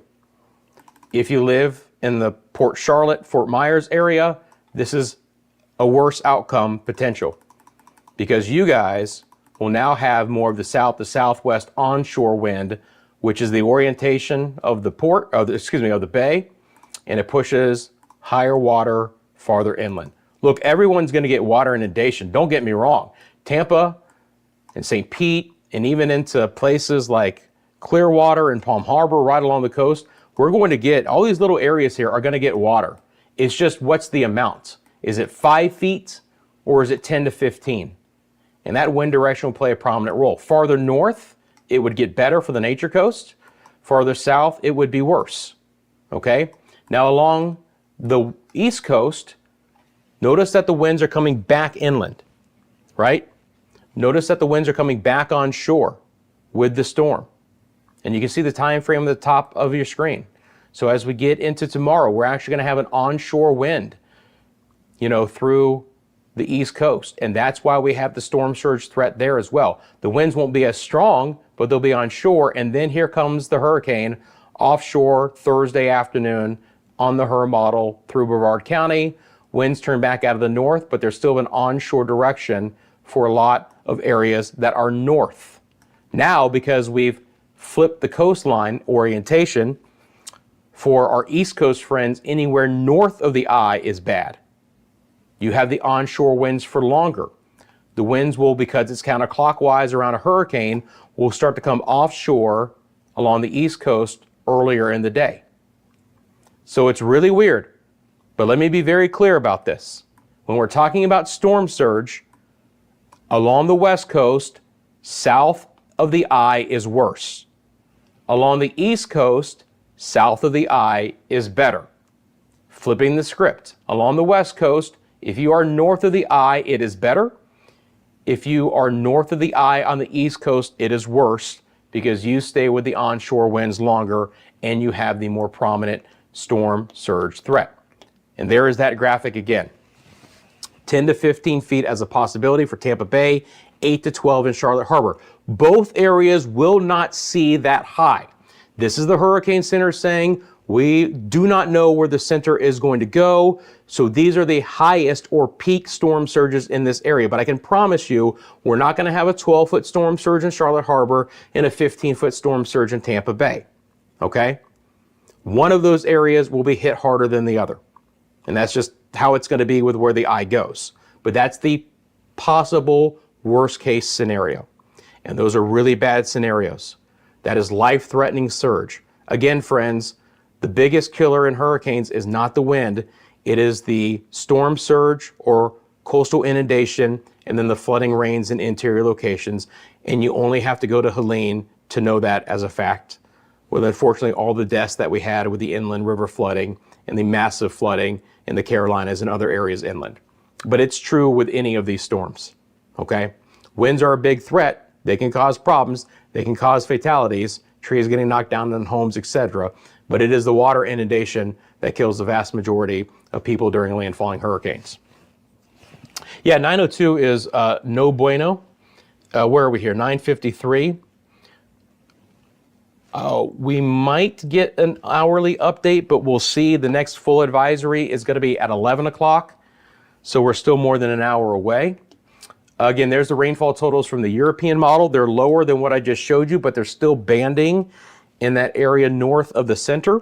So again, expect there to be much higher rainfall totals north of wherever Milton moves in and lower totals near the center and especially to the south as drier air is forecast to be invading the storm with the wind shear at that point in time. The HAFS-A model shows you how those wind fields expand with that storm surge.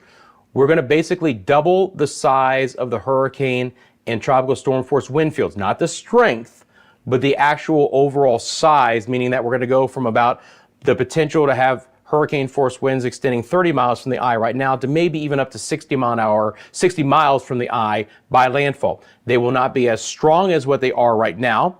The wind shear should hopefully knock it down to a Category 3. And it is really sad that I'm saying hopefully. But again, when we're talking about a storm with 165 and a pressure of 902 that might even be dropping, we're not going to have a lot of window of time here, friends, to get this storm to just blow its top. It's still plausible, right? But I mentioned it earlier in the stream that the wind shear that was forecast to be over the storm is actually kind of forecast now to be slightly north and west of where it could have been. So it may not be the most prominent. European model, landfall just after the midnight hour of early Thursday morning just south of Tampa Bay. Still just lines on a map, but we're trying to start to hone in on where this might happen. GFS model is about the same as well. Again, there has been a subtle shift in the track from the Hurricane Center slightly south of where we were even earlier today. And the models are with that as well. If I go back over to the weather computer here, first thing I want to do is go back to the hurricane hunters. You know, it's almost like, it's like opening a Christmas Day gift when we can take a look and see what these guys are doing in real time. So they're on the far northeast side. If you haven't joined me here for a live stream in Central Florida Weather Live, when we do these tropical updates, I have the ability to actually plot on the real-time information from the hurricane hunters that are currently investigating Milton. They are on the far northern side of the storm, right? So this was at 9:52. This is their latest one. So here was 9:42. So this is a 10-minute plot basically where they've been moving west. All right, and I'm using my arrow. I know you can't see me on camera right now, but I'm going over these little purple dots. And you can see the time that they transmitted that information. Now, some of the information is different than others. It just depends. But on the far north side, they have a surface wind of 52. So hopefully here, in real time, they're going to drop south and try and get closer to this core, which is absolutely a massive core. Again, this storm is back to being a Category 5 with winds of 165 miles an hour. That's what it looks like currently on satellite data.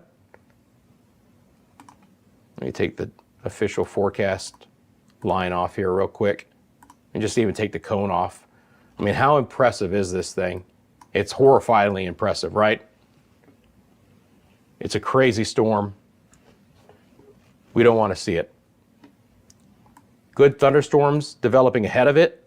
That's all the lightning that you see. You see the live lightning count on the top center of your screen. That's within this view. How many lightning strikes have we had in the last 15 minutes? That's it. It's not like it's over the whole day, just the last 15 minutes. All right. And there's your core.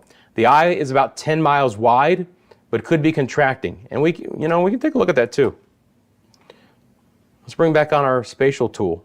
It's a little bit harder. I mean, we're close. That inner core might be more like 7 now.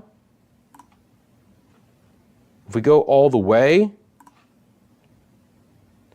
kind of from the yellows, it's about 13, but really, I think more than likely here, we've seen a slight contraction of the eye, which happens when this storm is going.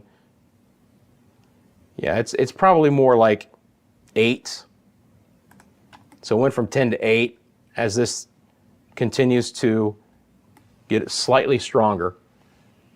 And we'll see if the Hurricane Center is going to give us a hourly update. They might, it just depends. Hurricane hunters aren't actually in the core right now, so we might not get one. But there you go. Bring on the winds. Appreciate you guys tuning in, by the way. If you have not subscribed here to Central Florida Weather Live, this is a live-only channel. When weather's getting bad across Central Florida or we have storms like this to track, I come on live. So make sure you have all the notifications on, right? Because you're not going to get spammed by the channel. I promise you that, right? We're only going to be live when there's something going on, but you want those notifications on so that you know when there's something happening to tune in and see if it's something that's going to be impacting your area or something that you're very interested in. That's the situation with that. And again, appreciate you guys finding our other sister channel, Media Mundo. It's at Mediamundo, METEOMUNDO. By the way, at the bottom of your screen, that is real-time information coming in to our system, showing you current conditions in a lot of areas across Central Florida. That's real-time data, temperatures, and current situation here. I'm trying to reset something real quick on my computer, so I'm trying to ad-lib real quick. Give me 1 second here. I'm going to go to that. You can look at the estimated times of arrival. So again, for those folks who are in the path of the storm, if you are inland, you still have an opportunity tomorrow morning to get your final preparations done. Tropical storm conditions are likely not to begin to impact the state until late tomorrow afternoon or early evening. Now, this is sustained tropical storm force winds on this map of over 39 miles an hour. We'll start to get some squalls moving in a kind of a scattered variety earlier in the day.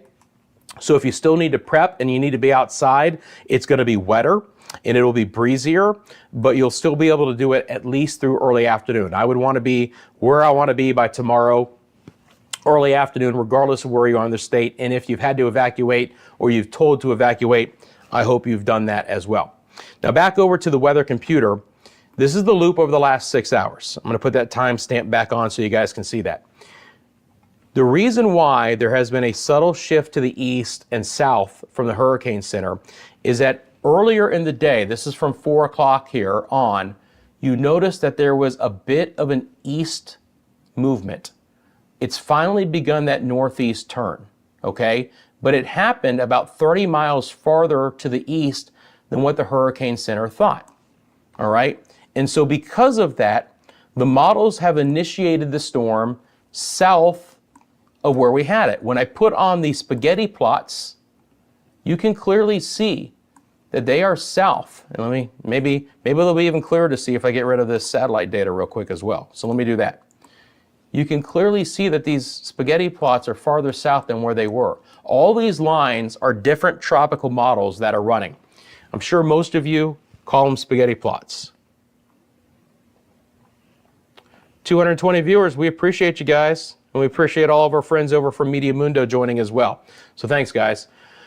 So again, you can see all of those lines are individual tropical models, okay? They're individual tropical models, but they're clustered to the southern side of that cone of uncertainty, which are those white areas, okay? And so we'll see if the Hurricane Center wants to continue to subtly try and push that track slightly south. They mentioned that what happened 5 hours ago was actually what they would consider a wobble and rather not a tropical shift. Let me bring back on the satellite data here. Sorry, I dropped that out. So they are more basically saying, yeah, you know, it was a wobble. Hurricanes like this wobble, and they absolutely do. So they're not fully buying into the fact that it moved 30 miles farther south and east than they expected, that it's going to have a huge impact on where this goes. But we'll just have to wait and see, right? And again, that center line is not from the Hurricane Center. It is from the Navy ATCF feed. I actually almost get I don't want to say it's a preview, but it's kind of a preview because the Hurricane Center does not update the track in the intermediate time frame. So when you get the 8 p.m. Eastern Daylight Time or 7 p.m. Central Daylight Time advisory that comes out, there is not a track shift with that. But the Navy ATCF feed that I get in this system does update a track. It's not necessarily in line with the Hurricane Center, but it can be. And typically what happens is you get that 3 hour ahead of time new track from the Navy, and somewhat the Hurricane Center follows suit. They did it earlier today with the track shift south. All right, and again, this storm is absolutely massive. Let's get back to the hurricane hunters. Sometimes this plot data will just kind of come on in a burst. So we might see this line get extended back down. But again, we're looking at potential real-time data here from the hurricane hunters. If you're just tuning in, here is the latest advisory from Milton on the top of your screen, and none of it is good. So this would be from 8 o'clock, 2 hours ago. And my system does pull in all the real-time information, so it does not look like that they're going to do a 10 o'clock update. Now, if the hurricane hunters get in there and they find something, it doesn't matter. It could be 10:24 and they'll fire off something of importance. But the bottom line is you've got yourself a category 5 again, 165, pressure's down to 902. Remember, it was, I think, 897 at the lowest last night when the winds were 185 miles an hour. But the fact that it's Cat 5 again is not good, guys. Secondly, with that, the movement is now east-northeast at 10 miles an hour, all right? So 440 miles from Tampa. We've had no changes in the watches and warnings. Just to highlight again, the hurricane warning is expansive for Florida. It's the west coast from Bonita Beach to the Swanee River, including Tampa Bay, and it's the east coast from the St. Lucie, Martin County line northward to Ponte Vedra Beach. I can show you guys that again in another way. Let's take off our satellite data again.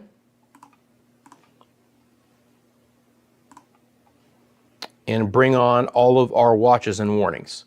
So for people who are joining me in the chat and saying, Rusty, what's my area like, whatever, this is the polygon watches and warnings, and it's not just the line. All the areas in red here are under tropical storm or hurricane warnings, and I didn't mean for that to come up, so hopefully, go away. Go on. There you go. So for Orange County, which is Orlando, hurricane warning, flood watch.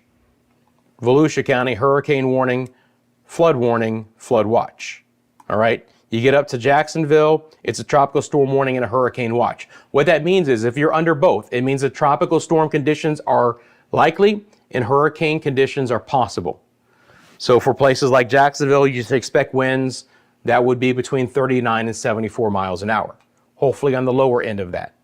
But the hurricane warnings extend all the way from Tampa, which is what I'm showing you right now, with a ton of flood warnings, to the East Coast, Brevard County, back down towards Vero Beach, Port St. Lucie, all these areas under hurricane warnings, because Milton is expected to remain a hurricane as it traverses the state. Even up in the Gainesville area, it's a tropical storm warning. So for University of Florida there, Villages, it's a hurricane warning. Miami-Dade area, right now, tropical storm warning. Fort Lauderdale, tropical storm warning, flood watch. Tropical storm warnings extend in the offshore waters as well. And for our friends in the Northwest Bahamas, it's a tropical storm warning to go along with it. So the bottom line is, what you have right now is you have hurricane warnings expansively, but obviously covering where we expect landfall, and the tropical storm warnings extend on either side. Let's get back to these hurricane hunters. And the concentric rings that you guys see, by the way, that I keep dropping off, that's the computer algorithm picking up on where the tropical storm force winds are going to be. And then you've got the purples, which are 50-knot winds. Those are high-end. Those are high-end tropical storm force winds, and your pink are your hurricane winds. All right, let's see. Yep, this is new information. They're still out of the core, though. So 9:57, 10 minutes ago, still just 47. It will be interesting to see if this is going to be an eye wall punch. Remember, these hurricane hunters are giving us vital information, so they're not just going to keep going in and out of the eye. They have to interrogate all sides of the storm at all different levels, using drop zones. Drop zones are basically big tubular weather instruments that they drop from the bottom of the aircraft, literally the underbelly, and it falls through the storm, collecting very vital, important information as it falls to the sea, and records all that data. And those drop zones can get into the eye. They can drop it right into the eye wall, and it takes a tumbling, spinning around drop all the way into the lowest levels of the storm. But that's where we really get the most important data. And the Hurricane Center takes the hurricane hunters' information and puts it right into the reports that we get, right? A lot of the times when we get these updates, it's because the hurricane hunters have been in and out of this storm recently and have found pressure falls and have found maximum winds. It's not just based off of satellite data as it would if it was far out in the Atlantic and the hurricane hunters can't reach the storm. But now that it can, obviously the real-time information is absolutely vital. Again, apologize, I'm not on camera right now. We had a little hiccup with the cam, but again, you're just seeing a nice full screen view of what's going on, and I'll be back on tomorrow night as well. Again, we'll be doing some live coverage here at Central Florida Weather Live and our other sister channel, Media Mundo. If some of the moderators want to put that into the chat, so those who are joining us at Central Florida Weather Live want to know the other channel, the hope is to simulcast on both channels and to have live coverage of Milton making landfall. Again, the forecast for that is late tomorrow night or early on Thursday morning. Appreciate you guys coming in right now while you're here. Thank you for liking this live stream. Thank you for subscribing to Central Florida Weather Live. Again, we are a live-only channel, so we cover regular storms, thunderstorms in the summertime months here in Central Florida, cold fronts coming in with tornado threats, any active weather in Central Florida we cover. But obviously, this is a hurricane that will impact Central Florida, so we're going to be coming on doing some live coverage for this as well. We did a live stream this time last night, doing a live stream right now to kind of talk about the changes over the last 24 hours. Let me bring up the radar. This is another thing to take a look at as well.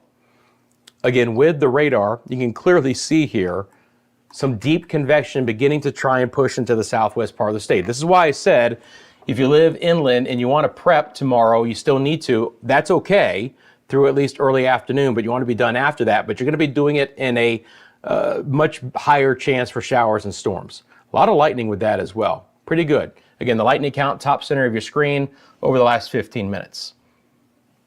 Hey, Blanco wants to know, what will the impacts for Orlando be? I'm expecting there to be the potential, based on track, and it really does depend on track, for the opportunity for winds in the Orlando metro area to gust over 70 miles an hour. Now, if the track is farther south, it means more than likely we will see a little bit lower impacts in the Orlando metro area, but we need to prepare for winds of easily 40 to 60 miles an hour with some higher gusts. And I'm a Central Florida resident myself. I'll be preparing for that. I had to, I did a little bit of hurricane prep this morning as well. I took all of the looser, lighter objects from the patio and we moved them in. It's just good to do because in 50, 60, 70 mile an hour winds, those become flying projectiles and you don't want them being busted up or hitting things that you don't want to. Took the trash cans inside, all that kind. I mean, there's only so much you can do, but obviously if you live along the coast, I hope you've taken the opportunity to get out of harm's way. That's the biggest thing. If you've been in an evacuation zone and you're told to evacuate, I hope you have. Did we get down to, well, it was 897. Dear Lord, please tell me it didn't get back down to 897. No, it's still 902. Whew. Can you tell I have PTSD? Just like, wait, did it drop again? Did it drop again? Every time we do an update, it drops. And that's the really bad thing. But you can clearly see the far north side of the storm beginning to rotate in here. This composite includes the Key West radar, and that's what we're picking up right now.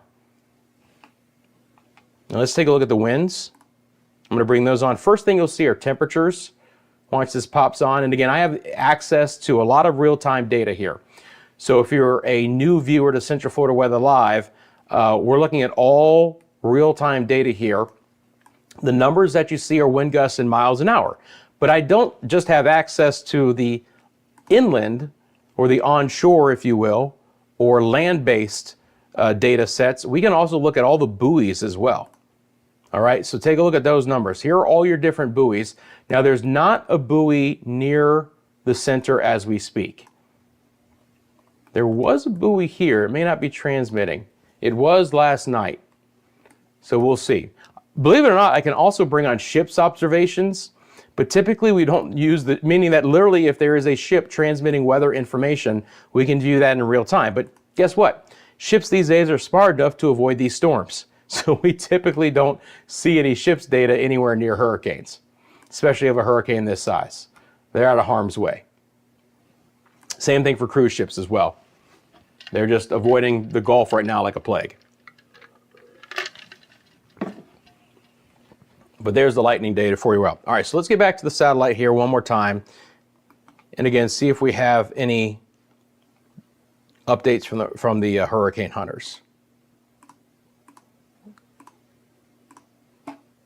So let's pause that.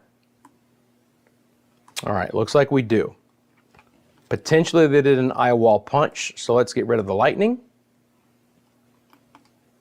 All right, and here you go. All these little purple dots. Let's see what we got. So there's 130. There's 145. 80. 37 as they get back into the eye. So at least from what I've seen, that's 145. Now again, it's 165. And this is real time, 10:10.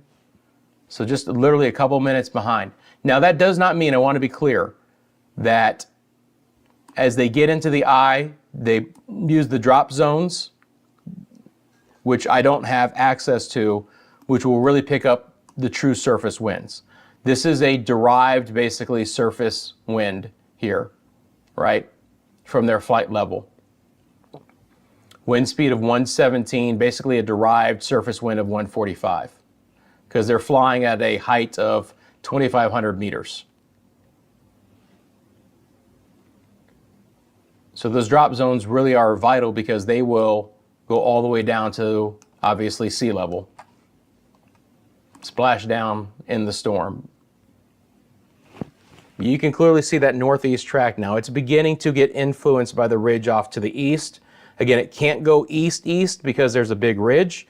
On this view, because I'm not on camera, let me telestrate this. And again, normally I am on camera, but we're just having a little bit of an issue with my on-camera-ness to put me on camera with everything else. So we've got an area of high pressure kind of just building in here through the Bahamas and Cuba. And of course you have clockwise winds around a high.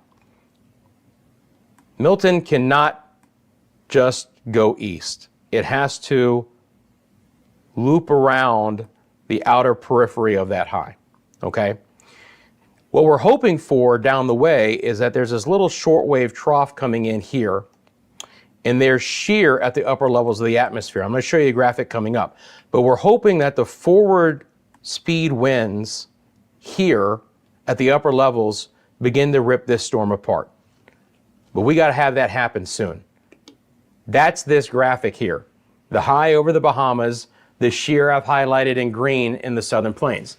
The problem with that is that that shear is highest in the areas of green, and this time yesterday on the European model, which I'm showing you, they were farther south and east into the Gulf of Mexico. So what we were hoping for is that we would have strong shear really begin to rip apart this storm quickly, especially beginning tomorrow morning. But if the maximum shear winds are displaced farther north and west away from the storm, maybe that shear doesn't have as much of an influence as we had hoped. It's still going to have some. There will still be some shear and a more hostile environment for the storm beginning tomorrow. But is it situated right over the storm to have the most beneficial impacts? That's something we have to monitor. But again, shear will also elongate the storm as well. So those are going to be the problems. Cashier up in Denellen and a double wide. My friend, I'm from Crystal River, brother. I'm with you, man. I know that area well. Hope you're doing good. So Tampa isn't going to get direct hit. Look, Daniel, here's the thing. The bottom line is we have to wait and see. Again, the Hurricane Center clearly states that while we've shifted the track to the south, we are still not extremely confident on exactly where this is going to make landfall. It's that cone that we really have to look out for. The areas in white, all the way from Spring Hill back down to Cape Coral. If I bring up their discussion, just to really clearly state this out, guys, look where they say, if you look at this paragraph here, I'll read it to you. It is critical to remember that even at 36 hours from the potential landfall, the NHC's track forecast can be off by an average of 60 nautical miles, which means we still can't pinpoint an exact location landfall, especially if additional wobbles occur in the short term. After landfall, Milton is forecast to cross Florida and emerge into the Atlantic waters. All right. There's more uncertainty with the track of Milton based on what I just told you compared to Helene. Helene's track was really zoned in on early in the time frame. This one, not as much. And the biggest issue with that, of course, is that where landfall occurs is going to have the highest storm surge and just to the south. The wind fields will be expansive with this storm. We're going to get a lot of wind in a lot of locations, but where we have the highest storm surge will come along to where landfall occurs in areas off towards the south. Okay? So there's a lot of areas that are going to be impacted. Port St. Lucie is technically under a hurricane warning, to answer your question, Brooklyn Lou the Skeptic. So I would still prepare in the Port St. Lucie area for a possibility of wind gusts, hopefully not sustained, of over 74. But if the track is farther to the south, that could be sustained winds of over 74. So certainly, the opportunity that you could have hurricane force conditions there. All right. You need to be prepared for that as well. Thank you, YouTube Streets. Welcome to the moderator side of things as well. Appreciate you.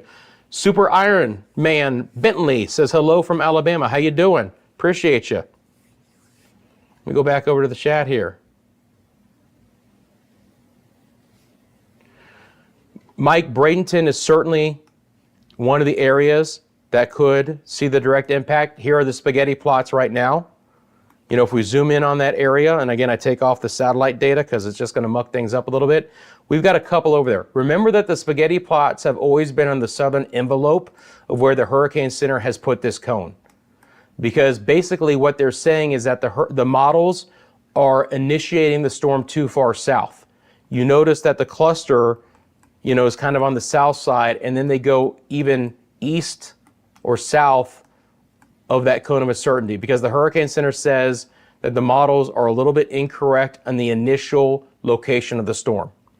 That's why they're farther north, relatively speaking. But even the hurricane center has dropped off to the south as well. All right.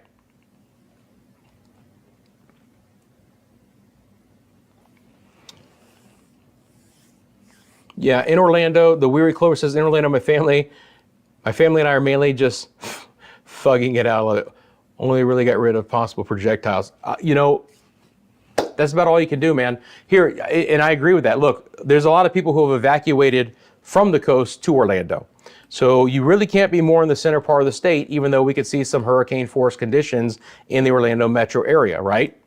You know, some people might have decided to just get out of Dodge and go all the way into Georgia, but I think a lot of folks are joining residents of Central Florida in evacuating here for good reason too, right?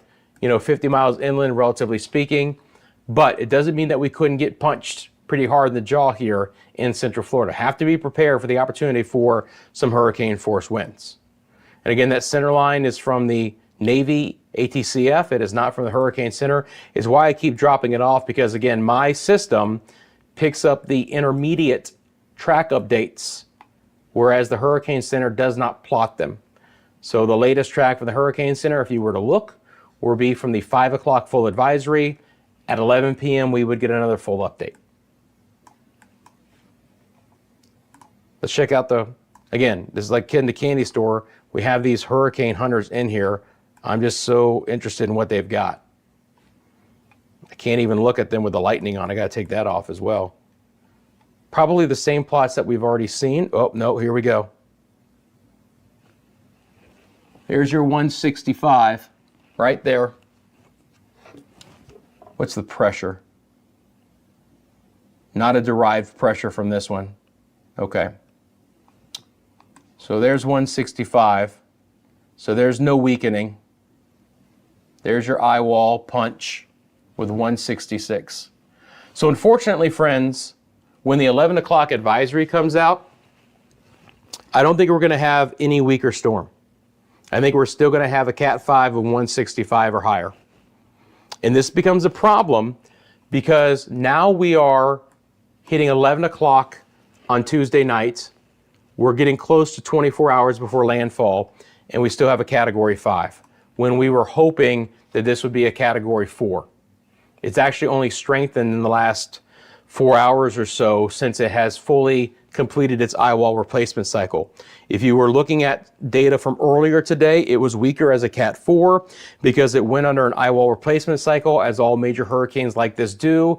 That basically means a second eye forms in a very larger diameter and then basically gets pushed into the inner core of the storm, disrupting the inner mechanics of the storm for a bit. The pressures rise, the maximum winds fall. Behind that eye wall replacement cycle, some hurricanes never fully regain strength. Some of them even lose a little bit more strength. What's really interesting about Milton is how quickly it rebounded. It didn't take very long to clear back out the eye, for the eye to shrink back down to less than 10 miles wide, which right now looks to be about 8 miles wide, and for you to get a very classic Category 5 looking storm again, right? Just beyond this 6-hour loop earlier in the day, it was slightly more ragged. I mean, even here at 4 o'clock, if you look at the presentation of the eye compared to now, do you see how it was wider? I mean, clearly wider, right? If I zoom in on this, and we look at the spatial tools here, you know, I was probably at least 10 miles wide here. Now if we go here, I mean, it's hard to tell exactly, but it's shrinking. You know, maybe we're at 6 or 7 miles wide, but that just means that that thing is just spinning right back up. Core's strong, all the lightning as well. All of this persistent lightning just following this inner core throughout its journey. Really, really prominent. Thoughts on Haines City? Haines City is one of the areas that could be directly impacted. There's no doubt about it. Haines City is for our friends here in Polk County. I'll get a sip of water real quick, please excuse me. Again, I'm saving myself, I'm trying to, voice-wise that is, for all the live coverage we'll be doing tomorrow here on Central Florida Weather Live and on Media Mundo, our sister channel.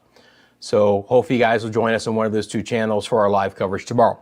But Haines City could be near the direct impact of the storm, right? Again, we don't exactly know where this is going to go, but you guys are under a hurricane warning and the cone of uncertainty. Obviously, Haines City as well is slightly a little bit closer to the coast. If we draw a line here from Tampa Bay,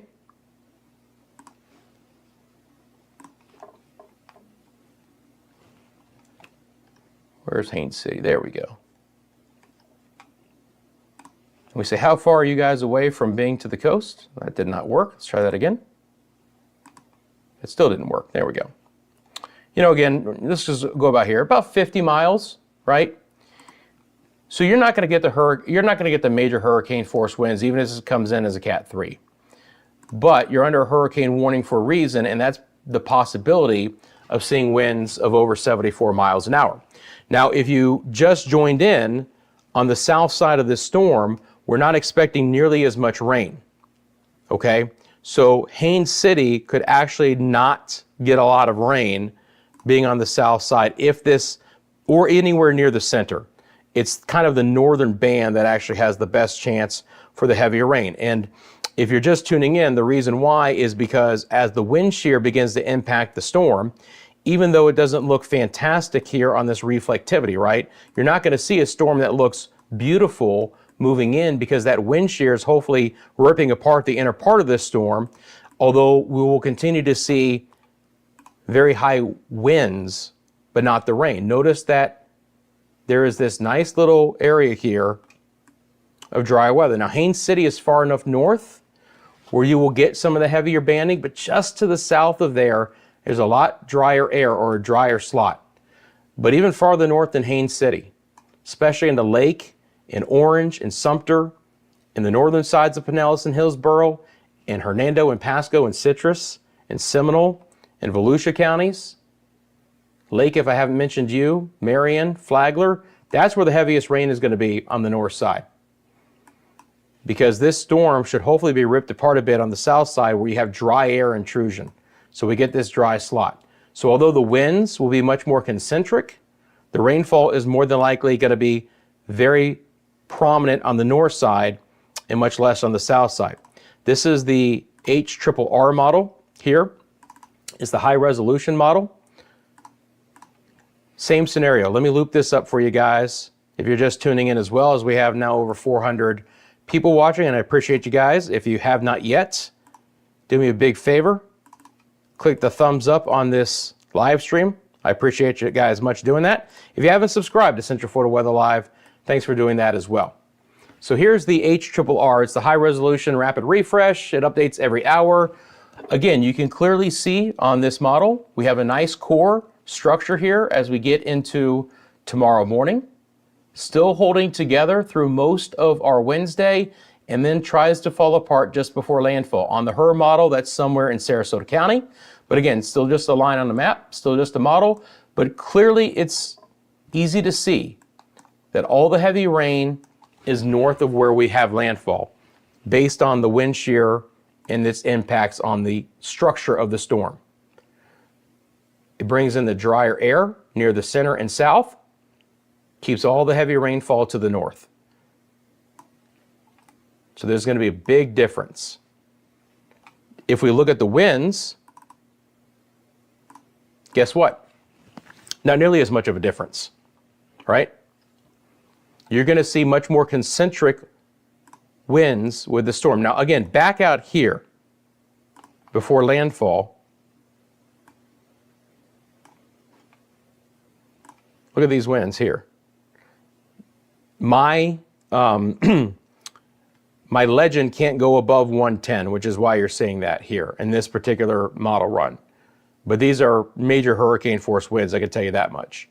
But you just see how much more concentric the winds are on the southern part here of the storm, right?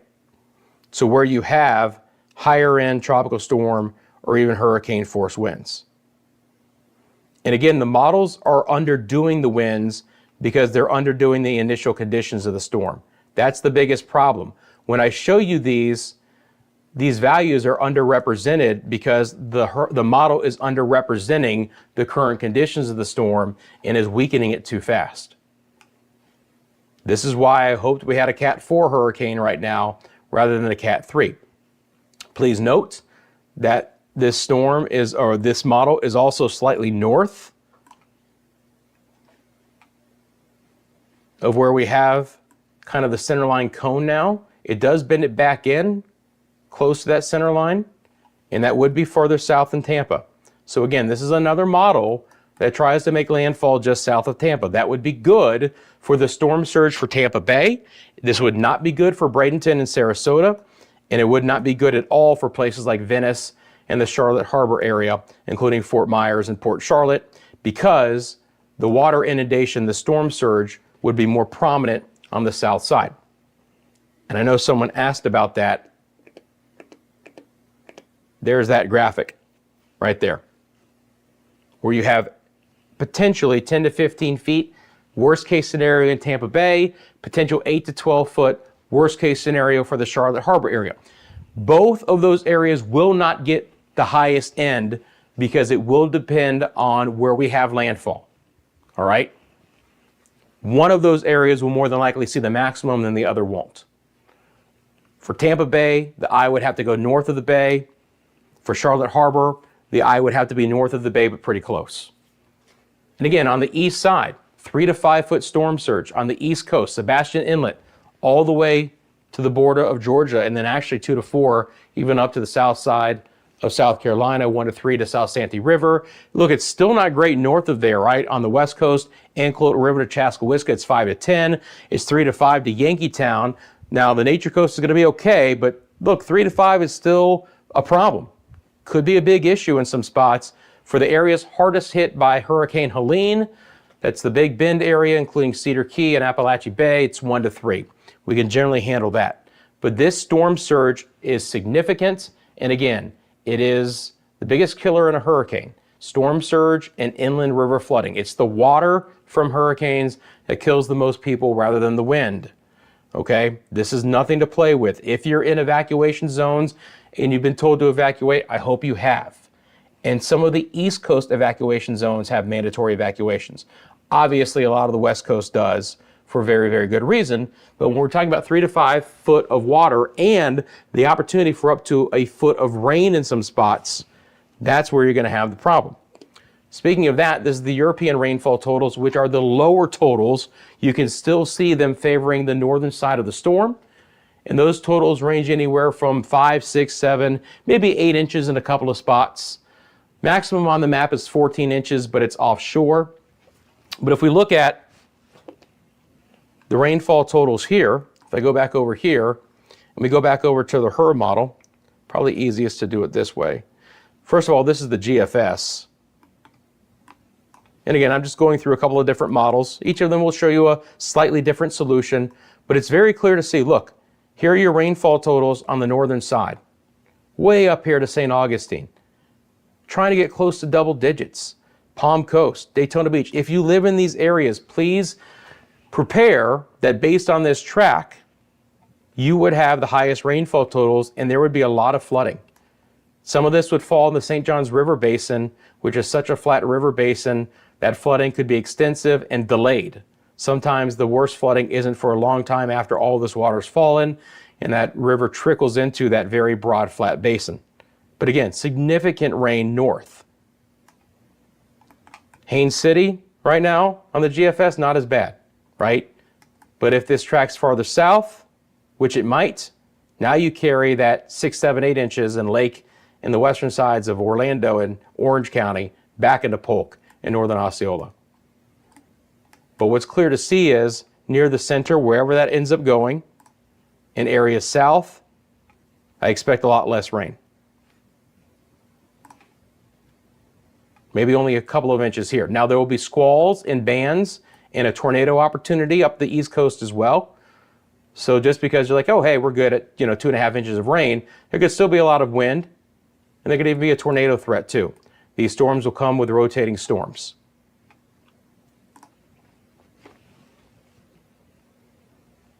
me get back to the chat real quick here. Appreciate you guys tuning in, by the way. Newport Richey, again, man, really close. Here's the thing about Newport Richey, right? Maybe you guys stay north of the eye, so you don't get the strongest winds, but then maybe you guys get all of this rain, right? Maybe you guys get all this rain in this area. Pinellas Park and Town and Country and Dunedin and Clearwater and Holiday up to Newport Richey there on Highway 19, Bayonet Point. You know, again, that could be significant rain, and there will be some storm surge, even on the north side, but just not as much. So certainly hurricane force winds. Hi, Spyburn. I mean, obviously Bradenton is an area that we have to be concerned about for landfall or near, right? On this model, we're not talking about as much rain, but when I go back over to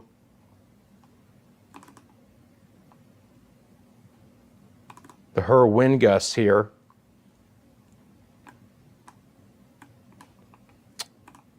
I have to loop this back up. Just got a new model run of the HRRR too, by the way. Again, that model updates hourly. Brian from Pompano Beach, how you doing? Muzzle Paint and Sebastian, how you doing? Try and see what I can to answer that. Oh, you can see that moving in. This is a new model run, by the way, guys. So to answer your question, Spyburn, what altitude? They do different cuts. I believe they are at all different kinds of altitudes.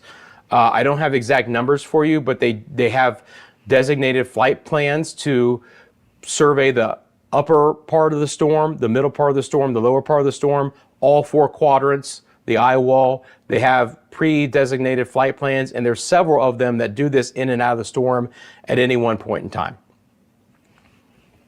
But again, you can see here on this HRRR model, we could be talking about landfall near Bradenton. Look, the bottom line is, in these areas, you need to prep for, look, Manatee, Sarasota counties, the opportunity for the eye to be very near you, right? You're right in the center right now of that cone of uncertainty from the hurricane center.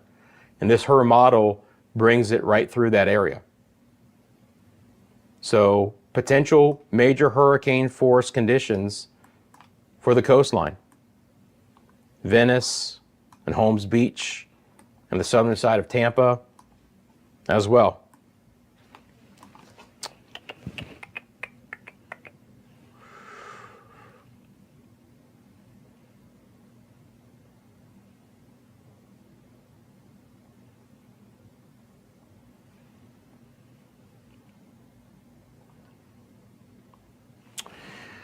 Sorry, just doing something quick behind the scenes. All right, so Sebastian, let's see here. In my mind, I want to say that is Indian River County, and I'm right. North side of Indian River County. So again, let's just drop this off real quick. Bringing on the current conditions for Indian River County. You're under a hurricane warning with a flood watch.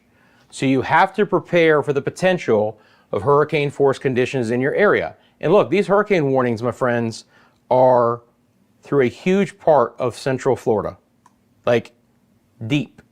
Now we get the tropical storm warnings near Lake Okeechobee, but all this bright red from the west coast to the east coast, these are all hurricane warnings, okay? Even as far north as Jacksonville, you've got a hurricane watch with a tropical storm warning, meaning tropical storm conditions are likely, hurricane conditions are possible. But back over to Sebastian, we have to at least assume that we could have some sustained winds of over 74 miles an hour, right? Let me bring back on the model. Loop this back up.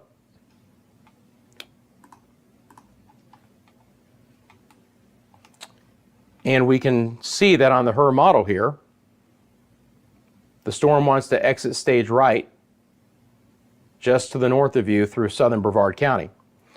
So it would not be a good scenario because you would be on the south eye wall here. And again, we talked about how the rain is not going to be on the south eye, but the winds will be.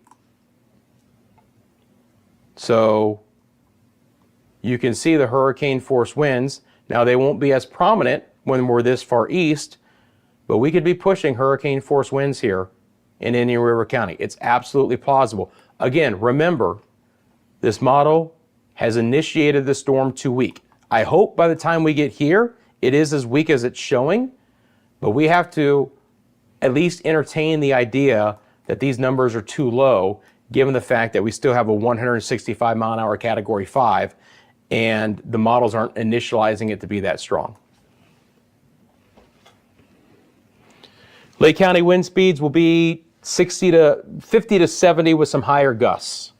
Again, farther south track, a little bit lighter winds. But hurricane warnings mean that we could still see some winds over 74 miles an hour. That will be a lot of Central Florida, guys. That's going to be anywhere from Volusia to Lake to Marion to Citrus, Hernando, and Pasco, and Hillsborough and Pinellas, which will get much higher than that along the coast, but then inland to Polk and Osceola, and then until you get to the coastline of Brevard and portions of Indian River County. Again, winds of over 74 are possible.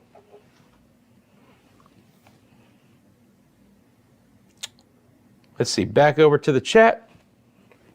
Do we know if it'll be safe to travel tomorrow before the storm in the Seminole County area? What I would say is this, is that I would want to be where I'm going to be by early afternoon tomorrow. You might have an opportunity to get out early tomorrow. We're not going to have the sustained tropical storm force winds by then, but I'm going to want to be where I'm going to be hunkered down for this storm as we get into tomorrow afternoon.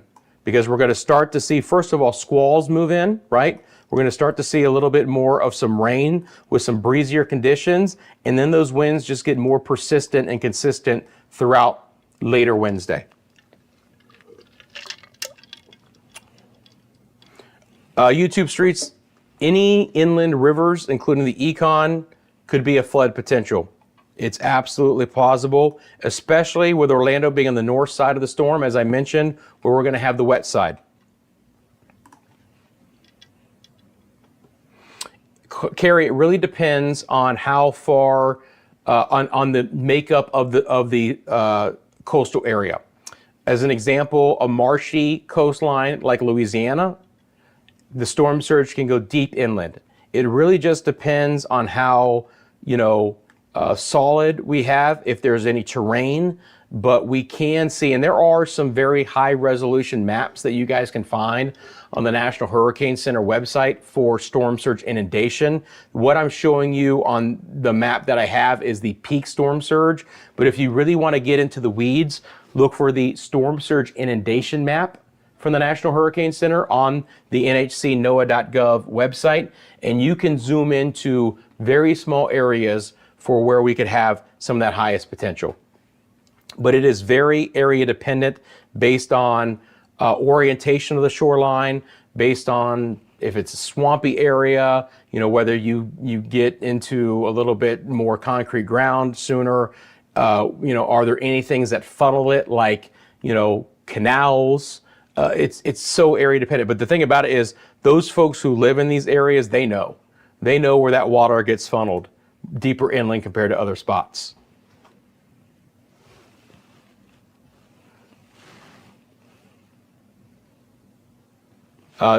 Angry Vet Spring Hill would expect again to see the opportunity for some hurricane force winds, but hopefully you guys are just to the north of that. But a lot of rain. Again, on the north side, we could have some significant flooding in the Spring Hill area. Watch out for what I would say could be 5 to 10 inches of rain, or even locally higher. Again, this is the live satellite data right now, just looping that up as we're having this conversation in chat. If I need to switch over to something else, I will. That's what Milton looks like right now. So let me get out to this little bit broader shot.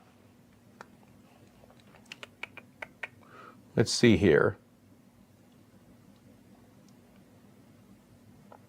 Sylvia says I-95 is packed. Thank you, Muzzle Paint. Appreciate you, man.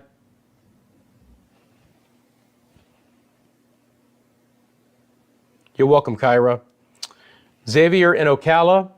Again, technically get a hurricane warning. I am hoping, though, that what you guys will see will be more tropical storm conditions starting late tomorrow night. There's a winds of over 39 miles an hour, but Marion County being on the north side of the storm where we will have the potential for the heaviest rain, you got to watch out for the flooding, right? So we could see, again, 5 to 10 inches of rain up there. Now, I'm giving these broad-brushed answers, and I'm doing the absolute best that I can because the eventual track of the storm will dictate the overall impacts in Area Cs, but they are going to be widespread. Again, this storm, let's get to this graphic. This storm is going to double in size by the time it makes landfall. It's a relatively compact hurricane right now, but it will double in size because of the wind shear impacts. Again, we're hoping it loses top end winds, but as it does so, the wind fields expand. It will more than likely be double the size of what it is right now. That's what you're seeing on this half-day model. You see the tight clustering of those bright reds and pinks and even the whites at the beginning of this model run near the Yucatan Peninsula, but by the time we get into early Thursday morning, look how much wider they are. That means a lot more areas of Central Florida are going to experience hurricane and or tropical storm force winds. That's the problem with the wind shear, right? It's a double-edged sword. It knocks down the highest winds, but it also expands those wind fields as well. Would expect Gibsonton, to answer your question, to be extremely impacted, with Gibsonton being close to the Tampa area, being close to the water. If landfall is where is expected right now from the Hurricane Center, the potential for some major hurricane force wind gusts and some very high impacts to the Gibsonton area. Excuse me, batting a little sinus thing right now. Michael says, what do you think Orlando's going to get? You know, again, staying on the north side, I would expect heavy rainfall, maybe 4 to 8, 5 to 10 inches. I would expect solid tropical storm force winds. You're looking at potentially 50 to 60, but some higher gusts. Remember, technically, Orlando, Orange County is under a hurricane warning, so you have to at least entertain the idea that we'll have sustained winds of over 74 miles an hour. I hope that's not the case. It will be dependent on two things. One, how strong the storm is as it makes landfall along the west coast. Is it 125? Is it 115? Or is it 145? I mean, that will be a big starting point, because where it starts, obviously it's going to lose strength as it moves inland. But if it's starting at a 130 or 125, it's going to be difficult to drop down below hurricane force winds as it gets to the Orlando area. The other obviously big thing is, where does it track? A farther south track, keeping the center of circulation farther south from Orlando, means we wouldn't have the prominent winds, but again, the rainfall would be a big concern. Yeah, you know, Brian's making a good point, and I've mentioned this on the live streams as well. One of the other problems is we've had some significant rain ahead of this storm, which has already saturated some of the ground. And, you know, he mentions 5 inches of rain. My house in Central Florida on Saturday had 3 inches of rain by itself. We haven't had a lot since Saturday. No, Sunday. We got the 3 inches on Sunday. I'm losing track of my days. But the ground is already saturated. The root structure in Florida is not very deep with some of these very large, beautiful oak trees. Again, we got an aquifer underneath us. These trees don't go down, they go out with their roots. When you're talking about saturated soils and a very broad wind field, it's going to take down a lot of trees. That means there's going to be a lot of power outages as well, right? That is a secondary big problem. Trees down, power outage problems prominent. So it's a good point Brian made. Melanie says, my son evacuated with grandbabies yesterday for Fort Myers. Took him 20 hours to get to his destination, which normally takes 9. Yep, I can understand that, Melanie, but I'm glad that your son took the Milton very seriously and got out of town. I think that was a very smart move. Lake City, about the same scenario of the other areas I talked. Spring Hill would be included in that as well. Let's see, Dade City. All right, where's Lake City? I know where Lake City is, but I just can't find it. There's Polk City, there's Plant City, there's Dade City. I am in the right spot, right? Yeah, Fiona, I'm waiting to get the 11 o'clock and then we'll come in. Betty, why can't I find Lake City?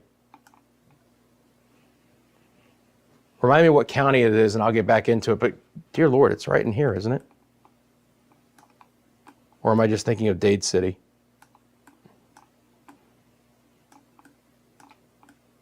I know, I'm having a brain fart on Lake City right now.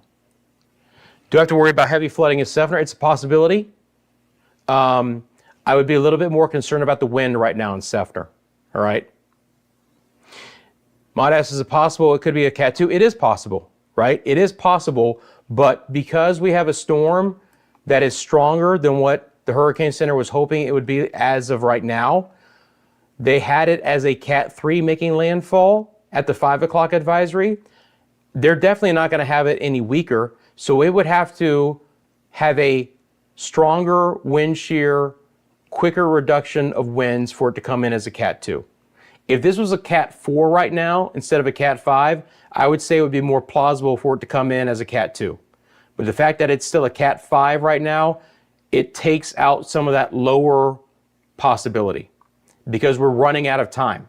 We're getting close now to probably 24 to 28 hours before landfall. And the shear really isn't expected to kick in until 12 to 18 hours before landfall. And that storm doesn't look like it's doing anything but at least holding its intensity right now. We would have to hope for an eye wall replacement cycle. Oh, Lake City. Yeah, I'm sorry. It's the intersection of 75 and I-10. Yeah. I got you. Potential tropical storm conditions, but generally speaking, you're far enough north where I wouldn't expect it to be a huge concern. And you're inland as well, so you don't have to deal with that. Technically, Lake City right now is under a tropical storm. I want to make sure this is right. Tropical storm warning, but no hurricane watch. Flood watches and warnings. You got to watch out for the flooding. Look, but that's pretty much the entire state, right? I will say this. I would feel pretty good about being in Lake City right now. Still could be some localized flooding of low-lying areas, but you're not going to get the strongest winds, and probably the heaviest rain stays just south of you. Yeah, I just had a brain fart, man. I mean, I can't, I went to UF. I can't tell you how many times I went through Lake City. Just forgot for a second. Frederick, you're in Citrus Park. Are we talking about Citrus Park here near the Veterans Expressway?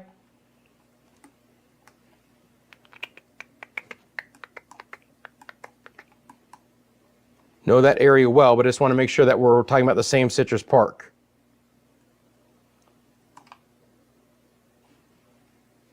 Seminole County, again, same situation as Orlando, 50 to 60 with some higher gusts. Have to consider the potential for, again, having hurricane conditions. That's the earliest estimated time of arrival of the winds, by the way, if you guys want to plan it out. Again, if you need to do something early tomorrow morning, you can. I would want to be done with all of my preps by early tomorrow afternoon, and then just be said and done and ready to ride out the storm wherever you want to be by late tomorrow afternoon, right? Tropical storm force winds, those are winds sustained of over 39 miles an hour, are expected to arrive along the West Coast right around sunset tomorrow night. We will get squalls ahead of it. They will not be consistent tropical storm force winds, but there will be some heavier winds coming in with some of this activity through the afternoon hours tomorrow before it really picks up and becomes steady. After that, it's overnight. The game is on. We see what happens as we get into early Thursday morning. Again, for our friends in the Bahamas, you are under tropical storm warnings for Grand Bahama, Abaco, Bimini, and the outlying keys in those areas as well. Again, tropical storm warnings for those areas. We're getting close to the 11 o'clock advisory. So going to hang on for that. I don't gravitate to one model, to be quite honest. I use them as like tools in my tool belt. By the way, that's what I look like if you don't know. Our camera's frozen. Normally I'm live on the air. I'm so handsome, I would rather be on the air, but I don't have to.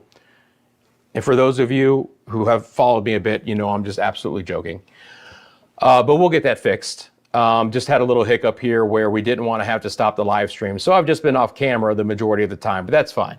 We'll figure it out. No, not a Cat 2 or 3 in Orlando. No. This should be weakening. And again, a farther south track is good for Orlando as well, right?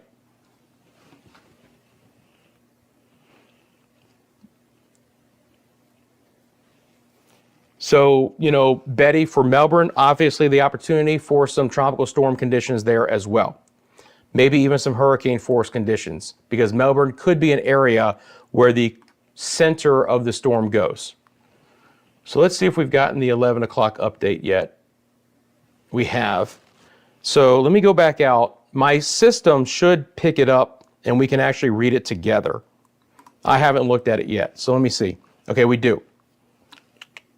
So literally, friends, I am pulling in the 10 o'clock advisory. That's Central Time, 11 o'clock Eastern.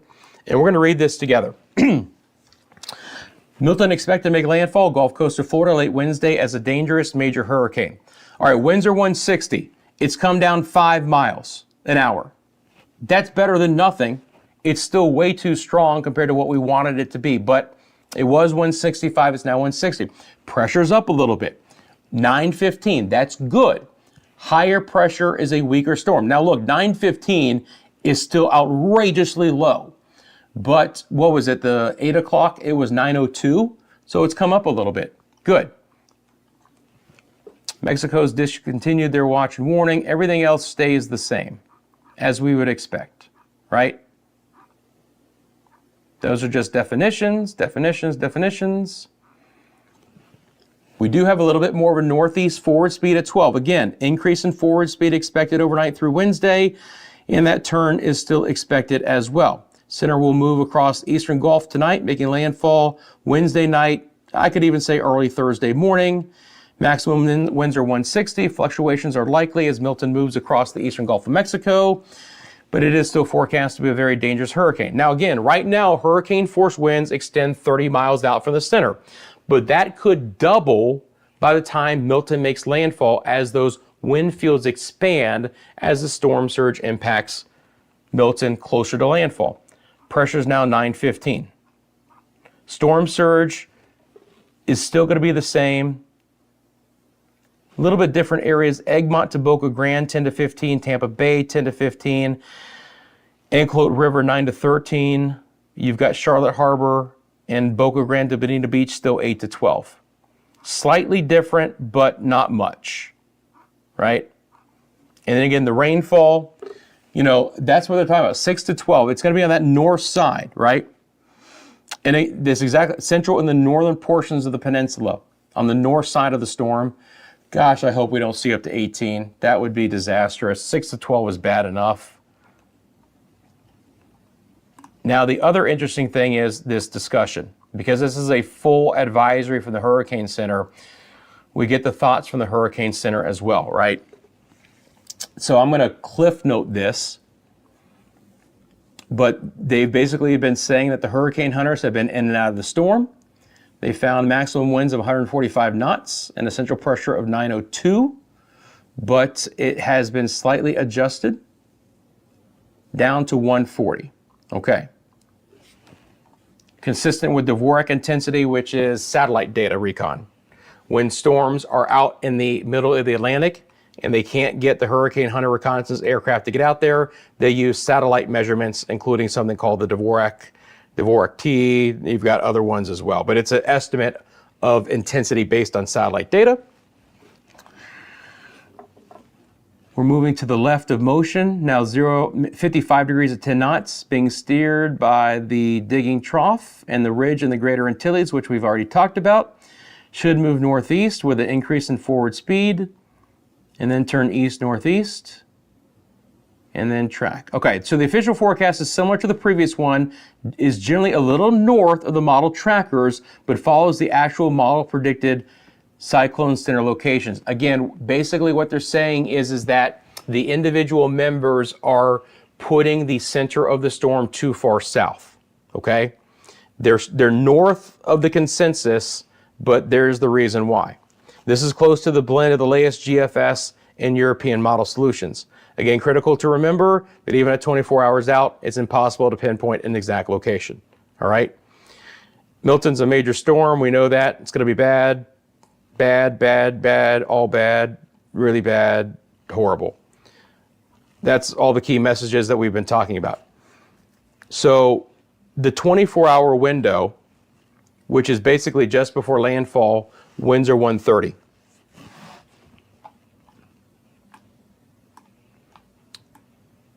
So slightly higher than last time. Basically, instead of landfall at 125, they have landfall at 130, which would actually still be technically a category 4, and then inland after that.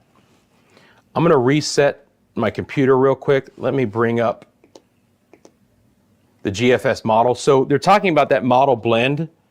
There you go. And what I'm doing here is I'm making sure that my system has the newest cone from the Hurricane Center rather than that intermediate advisory. So I'm looking at the track as you guys are looking at that. It really hasn't changed. It's slightly south of Sarasota now. There's been another subtle shift south, but barely. So they're taking the blend of this GFS and this European, and the European is slightly south. Slightly south of the GFS, but they're actually close right now.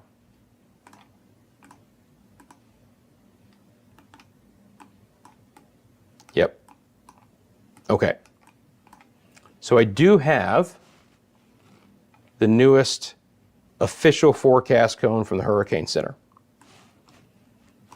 So let's look at that right now.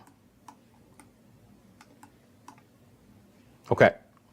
Again, the concentric rings that you see is the weather computer modeling out the tropical storm force winds in blue, which encompasses almost all of the peninsula of Florida. The 50+ knot winds in purple, which are high-end tropical storm, and the potential hurricane winds in pink. Okay? They're concentric. It's probably not going to play out that way with the eye wall falling apart, but that's just what you're seeing there. Now, as far as the Hurricane Center, again, we have ourselves, and this might be a little bit low, even though it says 8 o'clock, that's right, because winds are 160. You've got the 155 here. And again, in the next plot points, you still have a 4 here, right? But hopefully we're still going to get down to a 3. The center line is now slightly south of Sarasota. This continues to be a good track. If this is where the center goes for Tampa Bay in regards to storm surge, it would be worse for areas near the center and south, like Venice and Port Charlotte and Cape Coral and the Fort Myers and even the Naples area. Anywhere along the center and south would be no good. It has it as a category 1 right here in Polk County with winds of 85. All right. And then moving off the coastline in the southern sides of Brevard County. So that is your latest track from the National Hurricane Center right there as of the 11 o'clock advisory. Certainly no better as far as intensity, and it really just depends on where you live, whether you think that's a better track for you or not. Again, there's going to be a lot of areas that get thumped really, really hard by this storm. And the fact that it's still a 160 is not great as we're losing time for this storm to weaken.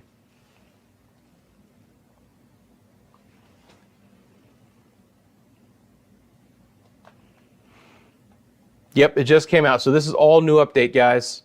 This is all new update. This is the new 11 o'clock track, 11 o'clock Eastern Daylight Time, obviously 10 o'clock Central Daylight Time, but just 4 minutes ago, the new track from the Hurricane Center on Milton. Again, we've had it be a little bit farther south and east all day long than what the Hurricane Center had. In response to that, the Hurricane Center has shifted the track slightly south all day long. It's not as aggressive as some of the models in going farther south. If I throw on the spaghetti plots, you'll still see that a vast majority of them are either near that center or even farther south than that center. But they've talked about the reason why, because they feel like most of those models have initiated the storm in its present location too far south. that the actual true center of circulation is slightly north of where the models are plotting it.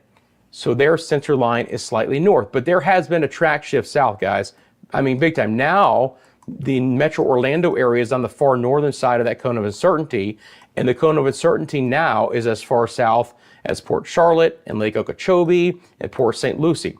So if you live in areas from that center line south, I would be a little bit more concerned on this Wednesday night for more direct, or Tuesday night for more direct impacts by tomorrow night. Because if that trend continues, we might see an even slightly farther shift south. But this has been a tricky storm. It's been a tricky storm with intensity. It's been a tricky storm with track as well.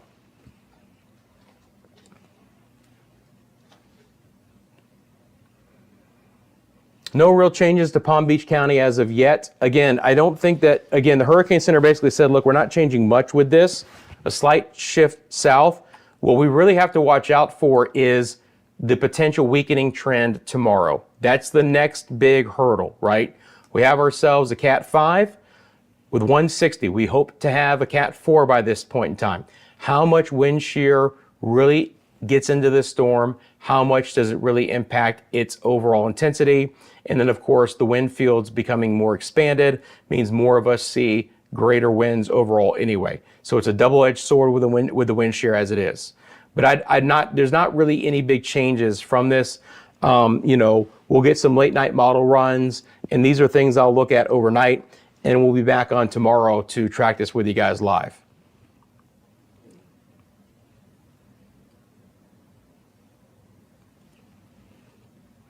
Yeah, exactly, Mike. You know, generally the tropical models, what the Hurricane Center is saying is that they're just plotting the initial conditions of where the center of circulation is, with Milton slightly too far south of where the true center is. And again, guys, look at all that deep convection. Look at all that lightning. See where the hurricane hunters are now way up here. They're actually looking at this storm here. So they're actually kind of in this deeper convection north and east. But again, it's going to start turning stormy in a hurry here overnight into southwest Florida. You can see all that lightning right now. Let me put that into motion. So here's the satellite and radar composite. And so you can see a big blow up of storms there. Look at all of that lightning has really intensified. One last look at the surface winds as well.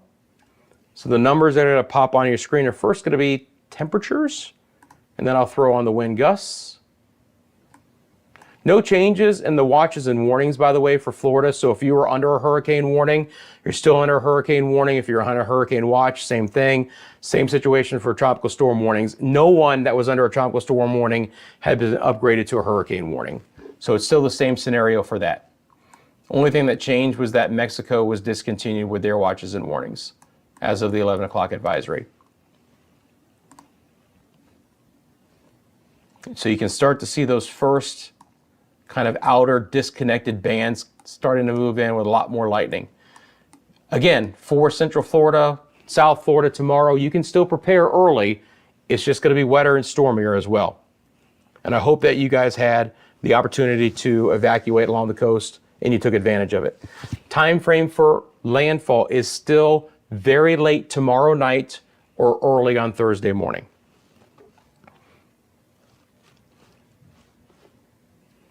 All right, friends, we've been live now for 2.5 hours. I really do appreciate you guys. We're going to wrap it up here shortly, and thank you for the more than 500 people who are tuning in. Again, if you're just tuning in, we did get the 11 o'clock advisory from the National Hurricane Center, and it still has Milton as a Category 5 hurricane. Here's the advisory coming up on your screen right here, live for you guys. Winds are still 160. It is picking up forward speed northeast at 12. It is now 245 miles from the Dry Tortugas, or 405 miles from southwest of Tampa, moving to the north at around 12 miles an hour, northeast at 12. Let's be clear about that. Certainly not moving due to the north. But the bottom line is we still have ourselves a Category 5 hurricane. Still the expected weakening with the wind shear. However, now the Hurricane Center could be potentially talking about this easily staying as a Category 3 as it makes landfall. This plot point here near Lake Wells still has it as a Category 1, and that would be early on Thursday morning. So again, weather going downhill across Florida starting tomorrow afternoon, really going downhill late tomorrow night, overnight into Thursday morning to the East Coast Thursday afternoon.